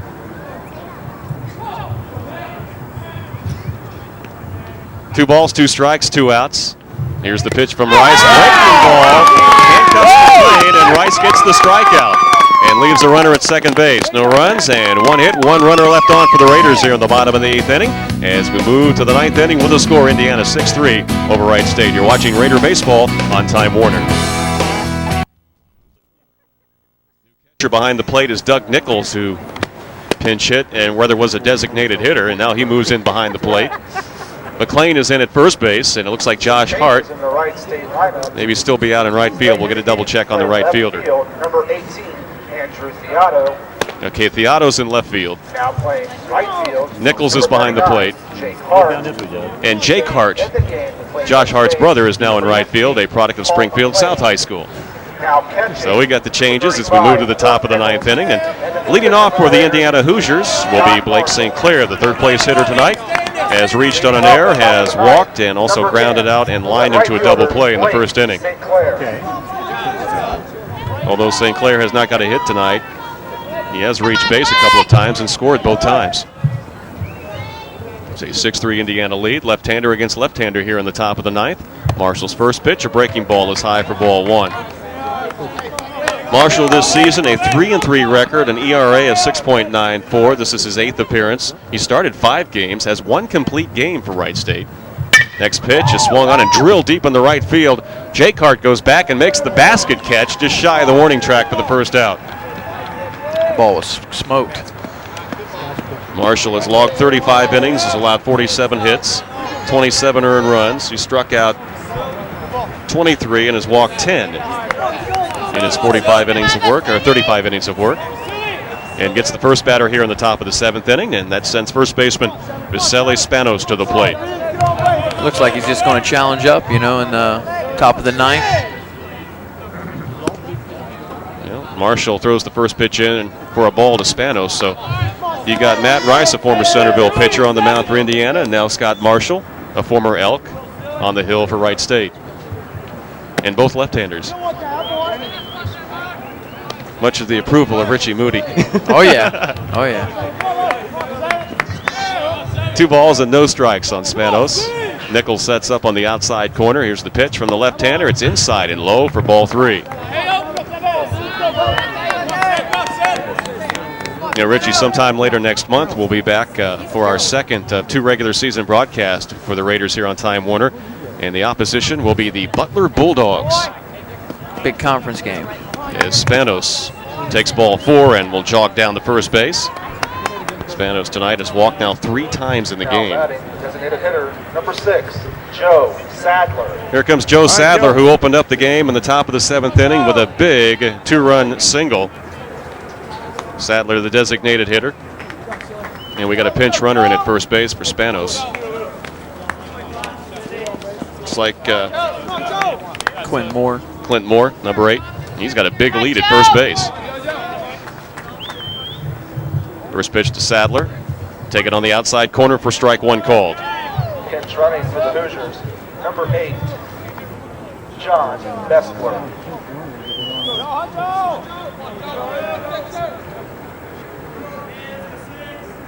Here's the 0-1 pitch as Marshall has the runner diving back into first base on that move. That's the advantage of being a lefty. You got to hold him right there. You don't want to show him the best one early on. No, you usually pick it up and do what we call a show me move. Just show them what you got, and then you mix your head looks, and then you give them the good one. You can get away with it too, whether you mentioned with just one umpire in the field. Exactly. You got the 2-man umpiring crew. You can just cheat down that 45 degree and make it about 60 degrees if you have to. Marshall even up on the hitter. He gets the curveball to drop in there for strike 2 called on Sadler. Raiders trailing 6-3. We're in the top of the 9th inning. Indiana at the plate with 1 out. 1 ball, 2 strike count on Sadler. Nichols sets up outside. Here's the pitch from the Raider left-hander. It's swung on and pulled to the hole at short. Rather at first, McLean. Now are they going to give him the call at second base? Was he reaching for the glove? And I think that's what Morris is saying to the umpire, but Wright State will not get the call, but Coach Ron Nischwitz apparently disagrees, and he'll jog on out to discuss the situation with the base umpire. Now it appeared to me, McLean made the play at first base, and we're going to have an opportunity to see it again, and let's see if Morris is able to hold on to it. He's just in the exchange right here, Richie. Yeah. Looked like he was getting ready to reach in for the ball. Oh, yeah. Well, Coach Nischwitz discussing it, and Morris not really pleased with the explanation given by the umpire, and Coach Nischwitz pointing out hey, he had the ball in his glove. That should be an out. Well, while they discuss that, some of the Raider infielders will get together, and now we got a substitution for Wright State. I don't know if Morris maybe was thrown out of the game, but Brad Ollinger is now coming in at shortstop. So Morris apparently said something not to the liking of the umpire, and he has to come out of the game here in the top of the ninth inning. So Ollinger now in, pencil him in at shortstop, batting in the ninth position. Indiana has runners now at first and second with just one out. And Rick Barrich to the plate, the left fielder. Barrich tonight has a couple of hits, has scored one and knocked in one. First pitch hitting, lofts it down the right field line. Jake Hart running after. It's out of play into the Raider bullpen and falls untouched. That was a crazy turn of events there. Very interesting. I don't know, it appeared on the replay that Morris had the ball in his glove, and maybe after the play was completed he had said something that the umpire didn't stand for, so he tossed him. He tossed him awfully quick, though. That's why I was like, yeah. Usually they let you say your piece a little bit, and then, you know, boom. If you let it go, you let it go. Pitch down and in, gets away from Nichols, and he can't find it. And the runners move up to second and third as Marshall alertly comes in to pick up the loose ball. It's now a 1-ball and 1-strike count. Now, I believe it was Morris who was thrown out at third a few innings ago, and the base umpire made that call. And so we saw on replay that he had missed that one. So maybe he was reminding him of maybe that was the second one you've missed. Yeah. And they always get you on that second one. Ron Nischwitz, not happy with what's going on right now, is going to take an opportunity to come back out onto the field. See, this pitch by Marshall is low and in, and looks like thanks to the umpire there, looks like the umpire blocked it for us. Yeah, Doug was unable to shift over to get in front of it, so Raiders catch a break, because if that got by him, runner may have scored from second base, because as it was, Nichols was unable to pick the ball up, even though it was just a few feet away from him. Coach Nischwitz bringing all of his infielders in for the discussion at the mound. Regain a little bit of composure here. Yeah, you want to discuss it, definitely. We got runners at second and third with just one out. And Barrich at the plate with a 1-ball and 1-strike count.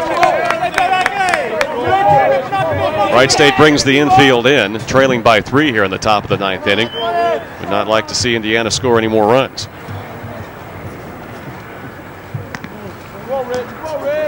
Barrich taking his time, steps out, now back in.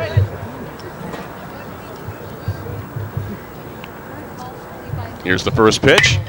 Swung on and popped up. It's going to be trouble with the infield in. Bruner going back into short right field, makes the nice catch, and he'll hold the runner at third base. That was a tough play, and Bruno executed it very nicely. Yes, he did. He went back on it real nice. He ran to a spot instead of trying to track the ball the whole way. He just ran to a certain spot, got underneath it, and made the catch.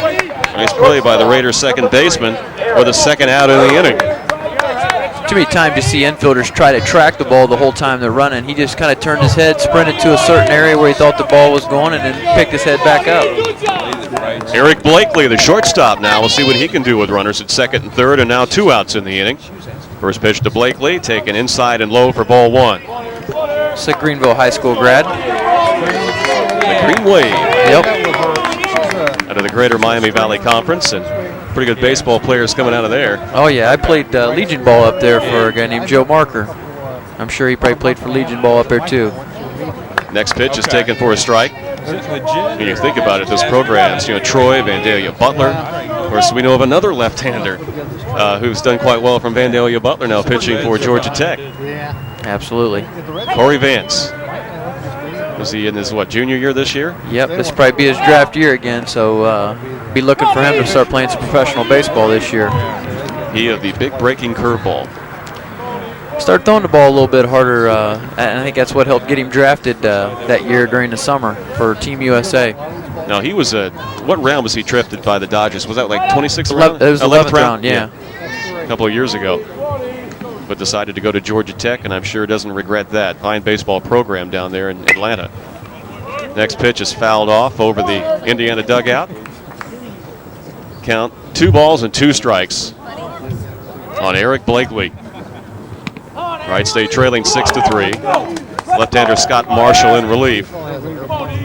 looking to peg this final out here in the top of the 9th inning and give the Raiders an opportunity in the bottom of the inning.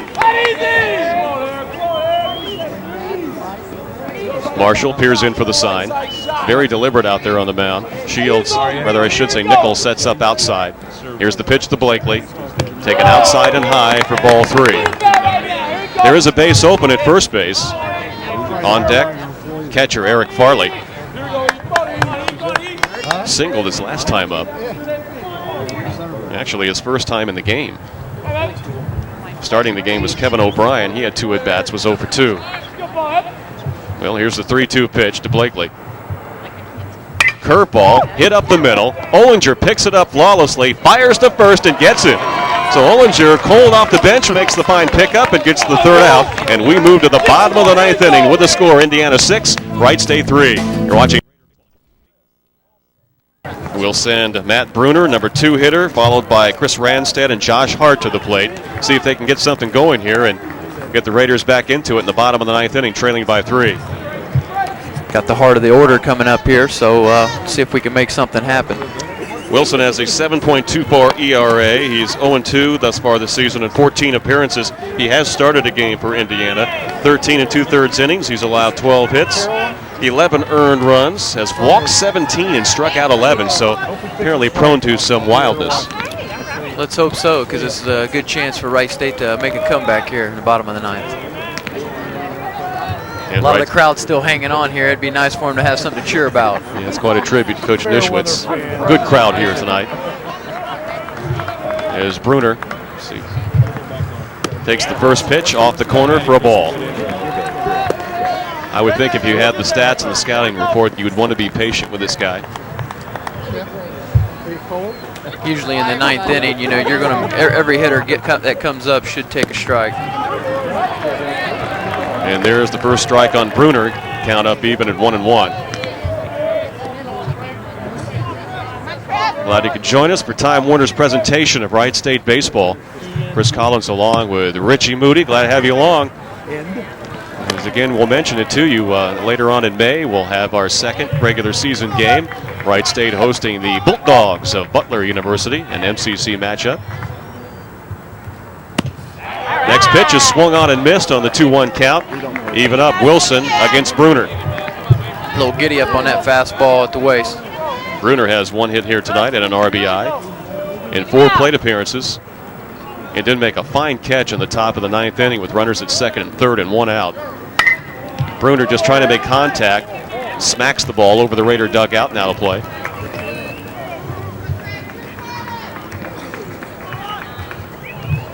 Matt, a senior, Chaminade Julienne High School. They turned out some pretty good products. Yes, they have.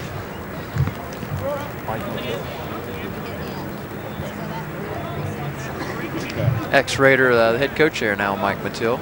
Yeah. They just say Mike Mathill. He's hanging tough. 2-2. Fouled off some good pitches there. Bruner able to get a piece of it.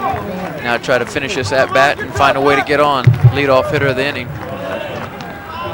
Come on, Chris. Wilson peering in for the sign. Here's the 2-2 pitch. Looks like they're going to work inside to Bruner. Inside and down, good location, and Wilson paints the corner, and Bruner unable to make contact and goes down swinging.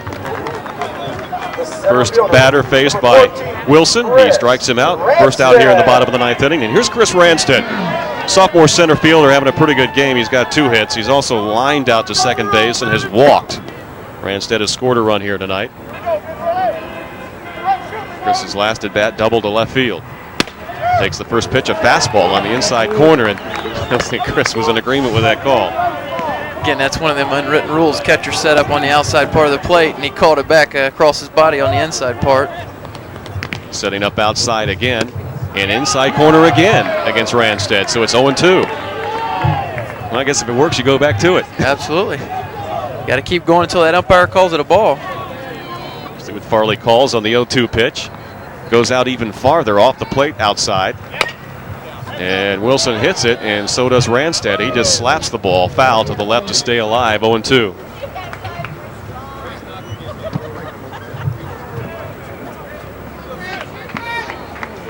I think it just feels good to be home here tonight for Wright State. And this team has played so many games on the road. 2-10, just 2-0 here at Nischwitz Stadium, 5-6 at neutral sites. Pitch taken way inside as Branstad has to coil up and get out of the batter's box quick. It's one of the tough things about being a northern team is you have to play a lot of your earlier games at neutral sites or on the road down south. It's just difficult, and hopefully the NCAA is taking a look at that and possibly moving the season back a little bit so the northern teams can compete a little bit better. Wilson strikes out his second consecutive batter, and Wright State has one more opportunity. It will be in the person of Josh Hart, the third baseman. Third baseman, number 6, Josh Hart has walked 3 times here tonight. Raiders' leading hitter among regulars, hitting .330. Has yet to homer this season. Has knocked in 22. As Wilson has come in with some gas here in this bottom of the inning and hitting his spots. Throwing the ball extremely hard. And throwing strikes. First pitch is swung on and dribbled down the third baseline, and catcher Farley goes after it. Hustling the catcher, he gets to it before the third baseman does. You're trying to show the coaches that out there hustling with a little more playing time? Yeah, exactly. He's trying to, show the coaches that, hey, I can play and I'm going to go after it for you. Now take a look at those shin guards that we have now. I mean, in my day, you wouldn't have those things around. The good old knee savers. And those just became popular in the last few years, haven't they, Richie? Yeah, and actually they're real good for the catchers. It helps avoid the strain on the kneecaps and the back of the knee, so helps out the catchers maybe prolong their career a little bit. I think Pudge Rodriguez started wearing them, and ever since then everybody kind of jumped on the wagon, so to speak. Well, when you play for the dollars that he plays for right now, you want to keep him around a while. Absolutely. Wilson's next pitch, it's swung on and hit to left field. Barrage going back, and he makes the catch. And the final out of the game, final score, Indiana defeats Wright State here on the opening ceremonies, the dedication of Nischwitz Stadium. Final score, 6-3. For the winning Hoosiers of Indiana, 6 runs on 8 hits. They committed 1 error. Wright State, 3 runs on 8 hits, and they committed 6 errors in the game, and that was the telling sign. But a good point here tonight for Coach Nischwitz. Raiders, the pitching, I thought, did fairly well here tonight. I thought the pitching was outstanding. Going into the weekend, it's got to be a definite confidence booster for the pitching staff as a whole to say, hey, look, we can go out and we can compete against a Big Ten school and throw the ball extremely well. Brian Stevens started. He pitched 3 scoreless innings. Casey Sanford, a productive outing for him, as well as Chad Brandt. Scott Marshall saw some time on the hill. And we've reached the final here tonight. As you can see, the teams congratulating each other. Indiana University wins this one by a final score of 6-3. Wright State falls to 10-20 on the season, now 2-1 here at Nischwitz Stadium.